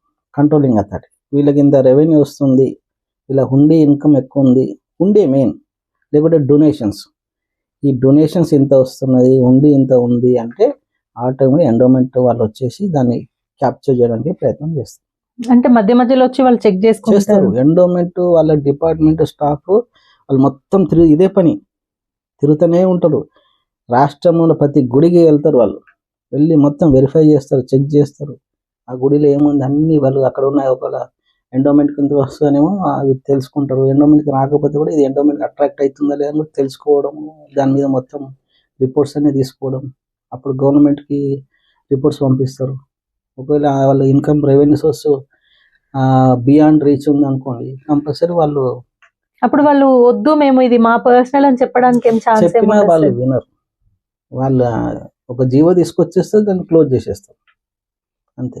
పర్సనల్ స్పేస్ లో కట్టుకున్న దానికి ఏమి పర్సనల్ అంటే అంత డెవలప్ అయితే ప్రాబ్లం. ఫార్మల్ గా మామూలుగా మనం ఒక 10 మంది ట్రస్టీ మెంబర్స్ ఉండి ఆర్గనైజ్ చేస్తే దానికి ఏం రాదు. పెద్ద ఇష్యూ ఏముండదు. లోకల్ గా మనం వర్క్లు జరుగుతుంటాయి, దాంట్లో వచ్చే ఇన్కమ్ యాక్టివిటీస్. ఇప్పుడు రామాయణం టెంపుల్ ఉంటుంది, మనం అక్కడ ఉన్న కాలనీ వాళ్ళు ట్రస్టీ మెంబర్స్ ఏర్పడి, సొసైటీ మెంబర్స్ ఒక ఆర్గనైజేషన్ ఏర్పడి కొన్ని ఆర్గనైజ్ చేస్తే దానికి ఏం రారు, ఎందుకంటే అది అక్కడి వరకే ఉంటుంది. దాన్ని పెద్ద లెవెల్లో ఇంకా రెవెన్యూలు డొనేషన్స్ వస్తే వాళ్ళు వచ్చేస్తారు, వాళ్ళ ట్రాన్సాక్షన్ కనిపిస్తే వాళ్ళు వచ్చేస్తారు. ఆ జాగ్రత్త కూడా మన వాళ్ళే తీసుకోవాలి, అది కూడా మనమే తీసుకోవాలి. ఆర్టికల్ 26 ప్రకారం ఎవరి గుడులను అంటే ఎవరి సంస్థలని వాళ్ళే నిర్వహించుకునే హక్కు ఉంటుంది కదా, మరి ఇది దేవాలయాలకు వర్తించదా సార్? ఇప్పుడు article 26 under constitution of India, ఈ ఆర్టికల్ 26 అనేది freedom of religion, religious activities and maintenance affairs కానీ అన్ని ప్రతి వాళ్ళకు ఉన్నది. ఇప్పుడు హిందువులకు, ముస్లిం, క్రిస్టియన్స్ వాళ్ళకు freedom of religion activities affairs ఉన్నది, కానీ వాళ్ళకు సబ్ సెక్షన్స్ కింద ప్రివిలేజెస్ ఇచ్చిన వరకు అప్పుడున్న కాంగ్రెస్ గవర్నమెంట్ వాళ్ళు సొంతంగా మెయింటైన్ చేసుకోవచ్చు. తర్వాత స్కూల్స్ కాలేజ్లో పెట్టుకోవచ్చు, వాళ్ళ రిలీజియస్ కింద ఎడ్యుకేట్ చేసుకోవచ్చు, వాళ్ళకు సంబంధించిన మతకు సంబంధించినవి కూడా ప్రచారం చేసుకోవచ్చు. ఫ్రీడమ్ ఆఫ్ రిలీజియన్ ప్రచారం కూడా. తర్వాత వాళ్ళకు ఈవెన్ ఇన్స్టిట్యూషన్స్ కూడా ముస్లిం సంబంధించిన ఉర్దూ కాలేజ్ స్కూల్స్, క్రిస్టియన్స్ కూడా మిషనరీస్, అట్లా వాళ్ళకు ఫుల్ ఫ్రీడమ్ ఇచ్చేసింది. Right maintenance, affairs, existence, income source అన్నీ వాళ్ళకే ఇచ్చింది. అదే హిందూ సమాజం సంబంధించిన టెంపుల్స్ మాత్రం దానిలో కనిపించవు, దాన్ని కొంచెం సైలెంట్గా ఇచ్చి వాళ్ళకి స్పెషల్ సెక్షన్స్ ఇచ్చేసి వాళ్ళకి సేఫ్టీ ఇచ్చేసి, దాంతో మనం దాన్ని కాన్స్టిట్యూషన్ ప్రకారం కూడా క్వశ్చన్ చేయడానికి లేకుండా అయిపోయింది. ఎందుకు సార్ హిందూస్కి మాత్రమే ప్రివిలేజెస్ ఎందుకు అది చేయలేదంటారు? అక్కడ మెయిన్ ఒకటే పాయింట్, వాళ్ళ అపీజ్మెంట్ పాలిటిక్స్, వాళ్ళ మీద కంట్రోలింగ్ పెట్టకుండా. వాళ్ళు అప్పుడు పార్టీషన్ చేసేటప్పుడే నెహ్రూ, గాంధీ ఒక స్టేట్మెంట్ ఇచ్చిన వాళ్ళకు, మీకు ఇక్కడ అన్ని ఇప్పుడు ఎవాక్యుయేషన్ ప్రాపర్టీ అని ఉంటుంది, ముస్లిమ్స్ అక్కడికి వెళ్ళిపోయింది పాకిస్తాన్కి, వాళ్ళు వెళ్ళిపోయిన ప్రాపర్టీని కూడా ఎవాక్యుయేషన్ ప్రాపర్టీ, ఇప్పుడు ముస్లిమ్స్ ఇక్కడ నుంచి పాకిస్తాన్ పోయిన వాళ్ళ ప్రాపర్టీస్, ల్యాండ్, ఇల్లు, అగ్రికల్చర్ అంతా వక్ఫ్ బోర్డు కింద ట్రాన్స్ఫర్ చేసేసాం. అదే మనకు సంబంధించిన ప్రాపర్టీస్ అలాంటి సనాత బోర్డు కానీ లేకుంటే మన ప్రాపర్టీస్ ప్రొటెక్షన్ కానీ లేదు. కొన్ని పాకిస్తాన్లో కూడా మన హిందూస్ చాలామంది అక్కడ ల్యాండ్ వదిలేసి, ల్యాండ్, ప్రాపర్టీ, ఇల్లు, బిజినెస్ వాళ్ళు అన్నీ వదిలేసుకొని ఇండియాకి వచ్చింది. అక్కడ ఎలాంటి ఇప్పుడు వీళ్ళకి వక్ఫ్ బోర్డు ఎట్లయితే ఉందో అక్కడ కూడా మనలకు అలాంటి బోర్డు ఏం లేదు. అంతకు మించి వాళ్ళందరినీ క్రూరంగా చంపేయడం జరిగింది. ఇక్కడ ఏంటంటే కాంగ్రెస్ గవర్నమెంట్ అప్పుడు ఉన్నప్పుడు అపీజ్మెంట్ పాలిటిక్స్ కింద మన వాళ్ళకు, మన ప్రాపర్టీస్కి, మన గొడవలకు ప్రొటెక్షన్ ఇవ్వకుండా వాళ్ళకే ఇచ్చింది. అందుకే వాళ్ళని అక్కడ పోయే వాళ్ళని కూడా ఆపేసి వాళ్ళని ఓట్ బ్యాంక్ కింద పెట్టుకున్నాం. ఎందుకంటే అప్పుడు నెహ్రూకు, గాంధీకి హిందూ సమాజం మీద నమ్మకం లేదు. హిందూ సమాజము మనకు ఓట్లు వేస్తారా, మనకు రేపు ఫ్యూచర్లో గవర్నమెంట్ కంటిన్యూగా మనకు ఓట్ బ్యాంక్ ఉంటుందా అనే ఒక కాన్సెప్ట్లో మనకు ఎప్పటికైనా ఈ ముస్లిం ఓటు ఉంటేనే మనకు గవర్నమెంట్ ఫామ్ అవుతామని చెప్పేసి వాళ్ళని పర్సనల్ ఇంట్రెస్ట్ తోటి వాళ్ళు ఆపింది. అప్పుడు మన సర్దార్ పటేల్ ఉక్కు మనిషి కూడా రాత్రి ఈ విధంగా ఎందుకు మారినని ఆయన కూడా అర్థం కాలేదు. 14th August 1947 ఆ రోజు డిసిషన్ వచ్చింది. 15 ఆగస్టు మనకు స్వాతంత్రం వచ్చింది. మీరు ఎవరు పోవద్దని చెప్పేసి రాత్రి ఈ జిన్నా కానీ నెహ్రూ, గాంధీ వీళ్ళందరూ మాట్లాడుకొని పోయే వాళ్ళని ఆపేసి వాళ్ళకి, అందుకే వాళ్ళ ప్రివిలేజెస్, ప్రొటెక్షన్ యాక్ట్, ఈ వక్ఫ్ బోర్డు, తర్వాత ఎవాక్యుయేషన్ ప్రాపర్టీ వాళ్ళ కోసం ఫ్రేమ్ చేసి హిందూ సమాజంకి వాళ్ళు అలాంటి ప్రొటెక్షన్ చేయలేదు. ఉన్నవన్నీ ఇంకా భయంకరమైన చట్టాలు పెట్టేసి హిందూ వ్యవస్థను ఇంకా డ్యామేజ్ చేసి సార్ మామూలుగా ఈ సనాతన బోర్డు గురించి చాలా మంది చాలా సంవత్సరాల నుంచి కూడా సనాతన బోర్డు పెట్టాలి అని చెప్పేసి అంటున్నారు. ఈ మధ్య రీసెంట్ గా పవన్ కళ్యాణ్ గారు కూడా ప్రపోజల్ తీసుకొచ్చారు దాని గురించి. సో నిజంగానే సనాతన బోర్డు ప్రపోజల్ కనుక ఓకే అయితే కనుక మనకు ఎటువంటి లాభం చేకూరుతుంది? నిజంగానే ప్రభుత్వం బోర్డు చేసే ఉద్దేశంలో ఉందంటారు? ఇక్కడ ఇప్పుడు అన్య మతస్థులకు వాళ్ళ సొంతంగా ఆటోనమస్ బోర్డు ఉన్నాయి. ఇప్పుడు వర్క్ బోర్డు ఉంది, చర్చిలకు కూడా వాళ్ళ చాప్టర్ సపరేట్, వాళ్ళకి 18th సెంచరీ వాళ్ళకు సపరేట్ చర్చిలో మిషనరీకి సంబంధించినవి ఉన్నాయి. అయితే మన హిందూ సమాజం ఇప్పటికీ ఇంకా స్ట్రగ్లింగ్ ఫర్ ఎగ్జిస్టెన్స్ లాగా ఉంది. అంటే ఇంకా మన వ్యవస్థని, మన హిందూ సాంప్రదాయాన్ని, మన గుడి గోపురాలని, తర్వాత వాటిపైన ఉన్న డిపెండ్ అయిన ల్యాండ్ ఏదైనా సంరక్షించుకునే దానిలోనే ఇంకా ఉన్నారు. ఏదైనా ఉంటే ఈ గవర్నమెంట్ ఇది ఈ విధంగా ఎండోమెంట్ కింద తీసుకుంటుంది.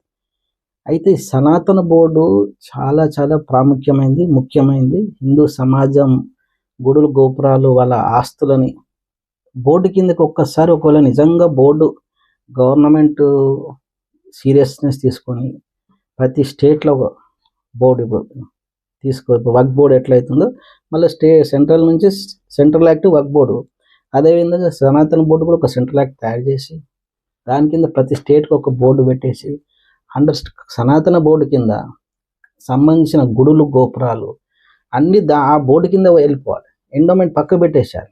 ఎండోమెంట్ అనేది అసలు అది హిందూ సమాజానికి ఒక పెద్ద ఏమంటారు ఎగ్జిస్టెన్స్. ఇప్పుడు పోనీ వాళ్ళ ఎండోమెంట్ వాళ్ళు మన లక్షల ఎకరాలు కాపాడుతున్నారా? వాడు వర్క్ బోర్డు ఒక లెటర్ ఇవ్వటంగానే వీళ్ళు దాన్ని ఏం క్వశ్చన్ చేయలేని పరిస్థితి. ఎండోమెంట్కి లేదు, చట్టాలకు లేదు, కోర్టుకు లేదు. మరి నువ్వు అట్లా ప్రొటెక్ట్ చేయను వాడవు ఎండోమెంట్. కాబట్టి మాకు ప్రొటెక్షన్ ఇవ్వాల్సిన ఒక పవర్ఫుల్గా ఒక ప్లాట్ఫామ్ కావాలి. అదే సనాతన బోర్డు. ఆ ప్లాట్ఫామ్ కింద సెంట్రల్ యాక్ట్గా దాన్ని తయారు చేసి స్టేట్ గవర్నమెంట్స్, సెంట్రల్ గవర్నమెంట్స్ అందరూ దాంట్లో పార్టిసిపేట్ చేసి దాన్ని పార్లమెంట్లో ఒక బిల్ తీసుకురావాలని, దాని తగ్గట్టు ఎక్సర్సైజ్ చేయాలి. ఆ సనాతన బోర్డు కింద టెంపుల్స్ తీసుకురావాలి. తర్వాత ఈ మిగిలిన ఏవైతే ఉన్నాయో మనకు సంబంధించిన చారిటబుల్ కొందరు ఆర్గనైజేషన్స్ ఏవి ప్రాపర్టీస్ ఉన్నాయి, హోల్డింగ్ చేసుకొని ఉన్నారు, అవన్నీ ఆ బోర్డు కింద టెంపుల్స్ అన్న మెయిన్ సనాతన బోర్డు అంటేనే టెంపుల్స్ సంబంధించిన ప్రొటెక్షన్ ప్లస్ ప్రాపర్టీ ప్రొటెక్షన్ అవన్నీ చేస్తూ ఉండాలి. అయితే ఇప్పుడు మనం కొంత పొలిటికల్ ఇంట్రెస్ట్ తోటి పవన్ కళ్యాణ్ కానీ వాళ్ళు వీళ్ళు ఆలోచిస్తున్నారు. అది వెల్కమింగే. కానీ దాన్ని ప్రాక్టికల్గా వాళ్ళు తీసుకురావాల్సిన ఎక్సర్సైజ్ అంత కనిపిస్తలేదు. వాళ్ళు ఆ ఎక్సర్సైజ్ కూడా బాగా ఫాస్ట్గా క్విక్గా ఇప్పుడున్న గవర్నమెంట్ టైంలోనే తీసుకొస్తే మన ఫ్యూచర్ జనరేషన్స్ సనాతన బోర్డు కింద ప్రొటెక్ట్ అయ్యే అవకాశం ఉంది. లేదంటే ఈ కబ్జా స్కీమ్లు, కబ్జా బోర్డులు మనకు ఫ్యూచర్ థ్రెట్గా మారే అవకాశం ఉంటుంది. అది ఎందుకు దాన్ని అంత ఫాస్ట్ గా మూవ్ చేయకపోవడానికి కారణం ఏమైంది?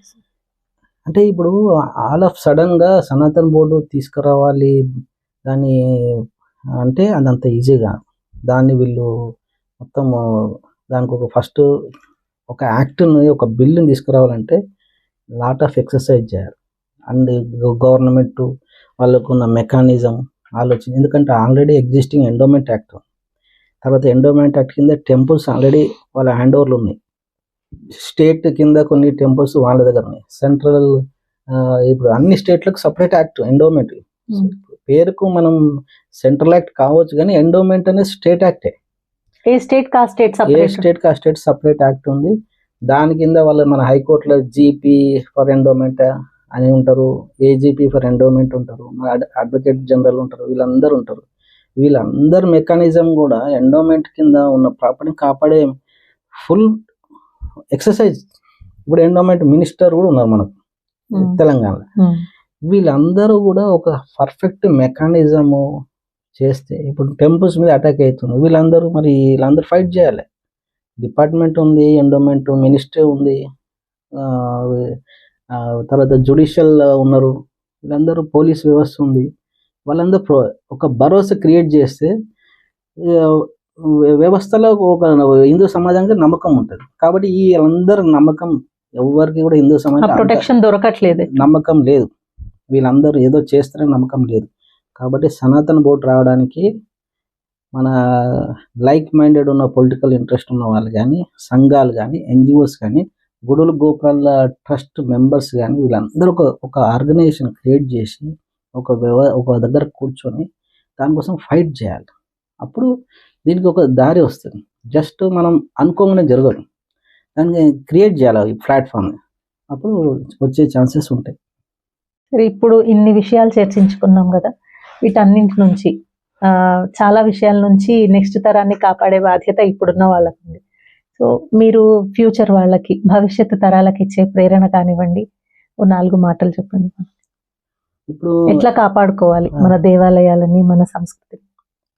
ఇక్కడ ముఖ్యంగా హిందూ సమాజం చైతన్యం కావాల్సింది. హిందూ సమాజాన్ని ఎవరో రక్షిస్తారు, ఎవరో మనం కాపాడుతారు అనేది కుదరదు.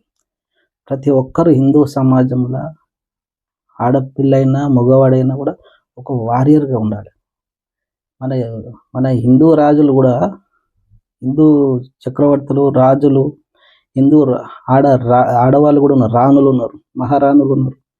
వీళ్ళందరూ యుద్ధాలు చేసి పోరాడి దుష్టశక్తులతోటి, ఈ దురకందాలతో పోరాడిన వాళ్ళు, ప్రాణాలు అర్పించిన వాళ్ళు, రాజ్యాలు కోల్పోయినారు. వాళ్ళు అంత మనులు మాణిక్యాలు రాజ్యాలు అనుభవించే వాళ్ళు తమ ప్రాణాన్ని ఎందుకు అంకితం చేసి, ఎందుకు అర్పించారు అంటే మన వ్యవస్థని, మన సమాజాన్ని, మన హిందూ సాంప్రదాయాన్ని, మన గుడి గోపురాన్ని, మన ఫ్యూచర్ జనరేషన్ కాపాడడం కోసం వాళ్ళ ప్రాణాలు అర్పించిన రాణులు, మహారాణులు, రాజులు, మహారాజులు, హిందూ రాజులు. అదే ఆలోచనతోటి మన హిందూ సమాజం, ఇప్పుడున్న సమాజం, ప్రతి ఇంట్లో, ప్రతి కుటుంబం ఇప్పుడున్న భయంకరమైన జిహాదీలు, ఫండమెంటలిస్టులు, ఈవెన్ ముస్లిమ్స్లో మీరు ఒకటి చూస్తారు, స్కాలర్స్ ఉన్నారు, హైలీ ఎడ్యుకేటెడ్ డాక్టర్స్ ఉన్నారు, ఐఏఎస్ ఆఫీసర్లు ఉన్నారు. అంత హైలీ ఎడ్యుకేటెడ్ ఉన్నా కూడా వాళ్ళ మైండ్, మనం రీసెంట్గా చూసిన ఒక డాక్టర్ మన టెంపుల్స్లో ఫుడ్లో విషం పెట్టే ప్రయత్నం చేసి, బాంబులు పెట్టాలి, జిహాదీలు చేయాలి, టెంపుల్స్ డిస్టర్బ్ చేయాలి, ఫుడ్లో దాన్ని పొల్యూట్ చేయాలి, ఎడ్యుకేషన్ కూడా చెడుకే యూజ్ చేస్తున్నారు, ఎడ్యుకేషన్ చేస్తాం. తర్వాత ఆన్లైన్ ట్రాన్సాక్షన్స్, క్రైమ్. తర్వాత ఇప్పుడు మనకు ఇంటికి డోర్ డెలివరీ వచ్చేటప్పుడు కూడా మన హిందూ ఫ్యామిలీ మెంబర్స్ చాలా కేర్ఫుల్ ఉండాలి. ఆన్లైన్ ట్రాన్సాక్షన్ మీరు బుక్ చేయగానే వాళ్ళ స్కెచ్లు, వాళ్ళ ఆలోచనలు మన ఫ్యామిలీ మీద ఉంటుంది. ఈ ఇంట్లో ఎవరు ఉన్నారు, ఎంతమంది ఉన్నారు, ఎంతమంది మగవాళ్ళు, ఎంతమంది ఆడవాళ్ళు. కాబట్టి వాళ్ళు అనుక్షణం అదే వర్క్లో ఉన్నారు. జిహాదీ మెంటాలిటీ ఏంది, ల్యాండ్ అయితే కబ్ చేయాలి, ఫ్యామిలీస్, లేడీస్. ఈ జిహాదీలు మెయిన్గా అందరూ కాకపోవచ్చు, కానీ జిహాదీ మెంటాలిటీస్ ఉన్న వాళ్ళు మొత్తం అరాచకం, అనర్కీ అంటారు. ఇంతకుముందు మనము జెనోసైడ్ చేసాం కాశ్మీర్లో, మనము హిందువులు లేరు. రాత్రే 90s వాళ్ళు మైక్లు అనౌన్స్ చేసి ఖాళీ కరో అన్నారు. మనకి ఇప్పుడు ఈడ అంత సేఫ్ అనుకుంటున్నామా? జమ్మూ కాశ్మీర్లో మన పరిస్థితి అది. అస్సాంలో ఇప్పుడు పర్లేదు, అక్కడ కూడా రోహింగ్యాలు వాళ్ళు వీళ్ళు అంతా వచ్చాను. బంగ్లాదేశ్లో మన పరిస్థితి ఏంది? ఇప్పుడు కర్ణాటక ఉంది, అక్కడ కూడా కాంగ్రెస్ గవర్నమెంట్, అక్కడ కూడా మనకు డిస్టర్బెన్స్ ఉన్నది. ఇక్కడ తెలంగాణ సేఫ్ అనుకుంటున్నా? లేదు, తెలంగాణ కూడా రౌండ్ అప్ అయి ఉన్నది. మనం మన ఇంట్లో సేఫ్గా అనుకుంటున్నాం, కానీ హిందూ సమాజం గ్రహించాల్సింది ఒకటే, మన ఫ్యామిలీ, మన సెటిల్మెంటు, మనం హ్యాపీగా ఉన్నాం, ఇల్లు ఉంది, కారు ఉంది, బంగ్లా ఉంది, బ్యాంక్ బ్యాలెన్స్ ఉంది, బంగారం ఉంది అని మనము దాన్ని రోజు రోజుకి పెంచుకుంటూ పోతున్నాం. మన చదువులు, సెటిల్మెంటు, నా కొడుకు, పెద్ద కొడుకు అక్కడ అమెరికా, జపాన్, లేకపోతే హైటెక్ సిటీ, ఇవన్నీ క్యాల్కులేషన్స్ మీకున్నాయి, హిందూ సమాజానికి ఉన్నాయి. కానీ వాంగ్లేదు, मैं एक दिन ये पूरा खाली करा देता हूँ, ये గల్లీ ఖాళీ కరికే పూరా కబ్జా లేతాం. లేకపోతే వాడి ఇల్లుని కబ్జా చేయడానికి ప్లాన్ చేస్తాడు, మీరేమో ఇల్లు మీద ఇల్లు కడతావు, కానీ ఇల్లునే వాడు కబ్జా చేయడం చూస్తాం, గల్లీనే కబ్జా చేయడం చూస్తారు. తర్వాత ల్యాండ్ జిహాద్, మనం ఏదో చేద్దామంటే వాడు మొత్తం ల్యాండ్నే కబ్జా చేయడం చూస్తాం, దేశాన్ని కబ్జా చేయడం చూస్తాం. మన హిందూ సమాజము ఇంకా ఎప్పటి వరకు మేల్కోరు. కంపల్సరీ మనము వాళ్ళ దగ్గర ఏదైనా వస్తువులు కొనాలన్నా, తర్వాత మన గుడి గోపురానికి మొన్న కూడా శివరాత్రి అయింది, మనం ఎంతో పవిత్రంగా ఒక పొద్దుండి గుడికి వెళ్తాం, పోయి అక్కడ వాడు పూలు పండ్లు మనం కొనుక్కొని పోతాం. వాడేమో స్నానం చేయడు, మన దేవుని నమ్మడు, వాడు పవిత్రంగా ఉంటాడు, మనమేమో చాలా పవిత్రంగా దేవుని దగ్గర వెళ్తాం. మళ్ళీ వాడేమో తూక్ కర్ణ అంటాడు, ప్రతిదాన్ని ఉమ్మిస్తాడు, అలా హలాల్ అంటాడు. మీరు ఎన్ని క్రూరమైన చేష్టలు చేసి దాన్ని హలాల్ చేసేసి, ఇంకో మన నాన్ వెజిటేరియన్ దగ్గర కూడా హలాల్ చికెన్, హలాల్ మటన్ అని పెడతారు. వాడు హలాల్ చేసి మనం తినడము లేకపోతే కొనుక్కోవడము, ఇవి అన్నీ ఆలోచించాలి. ప్రతిదీ హిందూ సమాజం పిన్ పాయింట్ ఆలోచించాలి. పిన్ పాయింట్ బ్రాడ్గా సెక్యులర్గా ఉండడం, లిబరల్ సెక్యులర్, సూడో సెక్యులర్ ఇవన్నీ కాదు. మన ఫ్యూచర్లో ఇవన్నీ రేపు మనం యుద్ధం చేయకుండా ఓడిపోయే అవకాశం. యుద్ధం చేయం, మాట్లాడేది ఏముండదు. బంగ్లాదేశ్ పరిస్థితి ఎట్లా ఉంది? ఆటోమేటిక్గా ఓడిపోవడం, ఆటోమేటిక్ చచ్చిపోవడం, యుద్ధం ఉండదు ఇక. ఎందుకంటే వాళ్ళ మెజారిటీ ఒకసారి వచ్చినాక వాళ్ళ ఎడ్యుకేషన్, వాళ్ళ సిస్టమ్ అంతా కురియాలిటీ ఉంటుంది. ఇస్కాన్ టెంపుల్ వల్ల అక్కడ కూడా మనం ఫోటోలు చూసినాం. వాళ్ళు ఇస్కాన్ టెంపుల్ వాళ్ళు పాపం వాళ్ళకి పిలిచి భోజనాలు పెట్టి ఎన్నో చేసిండ్రు. డ్యూరింగ్ 1971 వార్ జరిగినప్పుడు చాలా మంది డిస్లోకేటెడ్ అయిపోయిండ్రు, చనిపోయిండ్రు. ఫుడ్ అంత చేసిన వాళ్ళకు వాళ్ళు చంపేస్తారు. మనం ఇంకా మానవత్వంగా ఆలోచించడం, సెక్యులర్గా ఆలోచించడం, సమానత్వంగా ఆలోచించడం, వాళ్ళని ఏమంటారు వెల్కమింగ్ చేసి తప్పేం లేదు, అందరూ అట్లా కాదు. ఏమవుతుందంటే సరే ముస్లిం సమాజంలో కొంతమంది దుష్టులు ఉన్నారు, ఇస్లామిక్ టెర్రరిజం ఉన్నారు. మరి మిగిలిన సమాజం, ముస్లింలో కూడా ఒక సమాజం ఉంటుంది, వీళ్ళు గుడ్ ముస్లిం అనుకుందాం. మరి ఈ గుడ్ ముస్లిము, మంచి ముస్లిము వాళ్ళని చెడ్డోళ్ళని అని డైరెక్ట్గా స్పీచ్ ఎందుకు ఇయ్యరు, మైక్లు ఎందుకు చెప్పరు? వాళ్ళు ఒక పెద్ద మీటింగ్, పబ్లిక్ మీటింగ్ పెట్టేసి అరే ఏ పూరా తుమ్ లోగ్ గలత్ కర్ రే, కాఫిరోं को ऐसा కైకు దేఖ్ రే, జిహాద్ కైకు కర్ రే అని ఈ మంచి ముస్లిం, గుడ్ ముస్లిం ఎందుకు క్వశ్చన్ చేస్తలేదు? అంటే you are also supporting, you are also silently supporting to the jihadis. అట్లని మన వాళ్ళు వీడు మంచోడు మేరా, ఎవరు అంటారు కదా లవ్ చేసేటప్పుడు ఆ లేడీస్, మేరా అహ్మద్ ఐసన్ అయ్యే, మేరా ఓన్ అయ్యని అని, నా ఓడు మంచోడు, నేను ప్రేమించినోడు అచ్చా ఆద్మీ ఓ ఐసా ఆద్మీ అంటారు.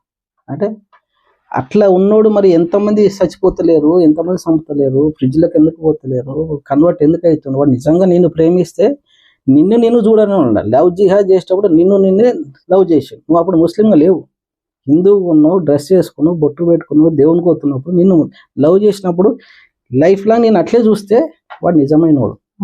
కానీ నిన్ను కన్వర్ట్ చేసేసి, బుర్కా వేసేసి, నిన్ను పిల్లలుగానే ఒక యంత్రం తయారు చేసి తర్వాత ఏదో విధంగా వదిలేయడం, మళ్ళీ ఇవి వాళ్ళ స్కెచ్లు అంతా ఈ విధంగా తయారవుతున్నప్పుడు ఈ హిందూ సమాజం, కుటుంబం, ఆడపిల్లలు అందరూ ఆలోచించాలి. ఒక్క ఆడపిల్ల మన ఇల్లు దాటిందంటే ఎన్నో జనరేషన్స్ వెళ్ళిపోయినట్టు. మొత్తం ఆ జనరేషన్స్ అన్ని వాడు ఆపినోడు. హిందూ సమాజం డెవలప్ అవ్వకుండా ఆపేసాడు. రెండోది మన ముస్లిం అమ్మాయి అక్కడ పోయి, ఇప్పుడు కరీనా కపూర్ ఉన్నది, ఆమె సైఫ్ అలీ ఖాన్ పెళ్లి చేసుకుంది. ఆమె పుట్టిన కొడుకు పేరు తైమూర్. వాడు ఎంత క్రూరుడు! తైమూర్ వాడు అసలు మన దేశం మీద అటాక్ చేసి కొన్ని వందలు, వేలు, లక్షల మంది మీద క్రూరత్వం చేసి భయంకరమైన హిందూ సమాజాన్ని చంపినవాడు. ఆమె కడుపులో, హిందూ కడుపులో ఎవరు పుట్టిన? తైమూర్ పుట్టిన. మరి నువ్వు సైఫ్ అలీ ఖాన్ చేసుకొని హిందూ సమాజాన్ని చంపినోడిని పుట్టించినవు అంటే ఇది వాడు చేసిన స్కెచ్. అంత భయంకరమైన స్కెచ్. చదువుకున్న హిందూ సమాజం కూడా, అమ్మాయిలు కూడా వాళ్ళు ఏంటంటే వాళ్ళ మాటలు కూడా ఎట్లుంటాయంటే చాలా రెస్పెక్ట్ ఇస్తారు. మన దాంట్లో కొంచెం కామన్ లాంగ్వేజ్ ఉంటుంది మన హిందూ సమాజం, కానీ మన వాళ్ళు ఎట్లుంటే ఐఎస్ఆ బయటేసా అని ఆ విధమైన దానితోటి వీళ్ళకు, ఆడవాళ్ళకు చాలా రెస్పెక్ట్ ఇస్తుండ్రు, నాకు చాలా కన్సర్న్ ఇస్తుండ్రు, మా అమ్మ నాన్న కూడా నన్ను అంత మంచిగా చూసుకోడు, నన్ను చాలా కేర్ తీసుకుంటాడు అని చెప్పేసి ఈ లేడీస్ చాలా ఫ్లాట్ అయిపోతారు. నాకు చాలా చాలా అని. అరే దానిలో ఎంత కాన్స్పిరసీ ఉంది ఆ అమ్మాయికి తెలియదు. ఎందుకు తెలియదు అంటే కారణం కూడా మన కుటుంబ వ్యవస్థ. ఎందుకంటే ఆమె గుడిలకు పోదు, మనలాగా ఒక ఫీలింగ్లో ఉండదు, ఆ సెక్యులర్ స్కూల్లో చదువుతుంది కాబట్టి సెక్యులర్ థాట్స్ తోటి ఉన్నది కాబట్టి ఈమెకు రాదు. కాబట్టి మన కుటుంబాలు ఈ సెక్యులర్ వ్యవస్థ నుంచి పక్కకు పెట్టేసి హిందూ సమాజం గురించి, హిందూ గుడుల గోపురం గురించి వాళ్ళకి నేర్పియాలి, చెప్పాలి. మన చరిత్ర చెప్పాలి. ఈ 1000 సంవత్సరాల మన గులాంగిరి ఏంది, ముస్లిమ్స్ ఏంది, వాళ్ళ చరిత్ర చెప్పాలి. అప్పుడు ఎంతమంది ఎట్లా చచ్చిపోయిండ్రు, ఏ రాజుల చేతి చనిపోయిండ్రు, మన హిందూ రాజులు ఎట్లా కొట్లాడిండ్రు, హిందూ రాణు ఎట్లా కొట్లాడిండ్రు, ఆ చరిత్ర ఎప్పుడైనా కూడా ఫ్యూచర్ నిలబడాలంటే చరిత్ర చెప్పాలి. చరిత్ర తెలిస్తేనే ఫ్యూచర్ గురించి తెలుస్తుంది. ఫ్యూచర్ అంటే భయం అని, అమ్మో ఫ్యూచర్ ఇది ఉందా అని తెలుస్తుంది. కాబట్టి హిందూ సమాజం బాగా చైతన్యం కావాలి. తర్వాత వాళ్ళు ఒక సబ్జెక్టే కాదు, అస్త్ర శస్త్రాలు. బ్రతకాలంటే మాటలతోటి కాదు, యుద్ధం చేయాల్సి వస్తుంది. కృష్ణుడు చెప్పినట్టు ధర్మాన్ని రక్షించాలంటే యుద్ధం చేయమన్నాడు పాండవులకు. నేను ధర్మో రక్షిత అని ఇంట్లో కూర్చుంటే కాదు, జై శ్రీరామ్ అంటే కాదు. మనము ఆయుధ పూజ కూడా చేయాల్సిందే. సమాజంలో అంటే బ్రతకాలంటే దుష్టులతోటి దూరం ఉండాల్సిందే. దుష్టులు నీ దగ్గరకు వచ్చి నిన్నే చంపడానికి వచ్చినప్పుడు నువ్వు దుష్టుని సంహరించాల్సిందే. దుష్టుని అప్పుడు నాకు కోర్టు వచ్చి కాపాడుతుంది, కోర్టులో ఏమవుతుంది పులి, ఇవన్నీ కాదు. నువ్వు బ్రతకాలి ఫస్ట్. ఆ దుష్టుడిని నిన్ను సంహరించడానికి వచ్చిండు, ఆ దుష్టుడు నిన్ను జీవితాన్ని అన్యాయం చేయడానికి వచ్చిండు. నువ్వు ఇంకా ఏదో ఆలోచించుకుంటే కాదు. కాబట్టి మన హిందూ సమాజంలో ఆడపిల్లలకు మగపిల్లలకు చైతన్యపరచాలి. అన్ని చరిత్ర చెప్పుకుంటూ అస్త్రాలు ఆయుధాలు అన్నీ వాళ్ళకు ట్రైనప్ చేయాలి. ఒక ఏమంటారు డెవలప్మెంట్, డబ్బు ఆస్తి మీదనే కాదు, సెటిల్మెంట్ అనేది సెకండ్ పాయింట్. ఇప్పుడు డెవలప్మెంట్ అనేది కూడా సెకండ్ పాయింట్. డెవలప్మెంట్ అయిన దేశాలే ఇప్పుడు ఈ యూరోప్ కంట్రీస్ డెవలప్ అయినాయి, కానీ ఇస్లామిక్ టెర్రరిజంలో బాధపడుతున్నాయి, చచ్చిపోతున్నాయి. మరి డెవలప్మెంట్ ఏమవుతుంది? ఫైనల్గా జీరో అయిపోతుంది. డెవలప్మెంట్ సెటిల్మెంట్ ఫస్ట్ ప్రయారిటీ కాదు, అవన్నీ సెకండే. First safety. మనం సేఫ్ ఉంటేనే మన future. Thank you so much sir. ఇవాళ మా వాళ్ళ కోసం చాలా చాలా చాలా విషయాలు, మాకు తెలియని బోల్డని విషయాలు చెప్పారు. మళ్ళీ ఇంకొకసారి తప్పకుండా కలుద్దాం ఇంకా బోలెడు ప్రశ్నతోని. ధన్యవాదాలు సార్.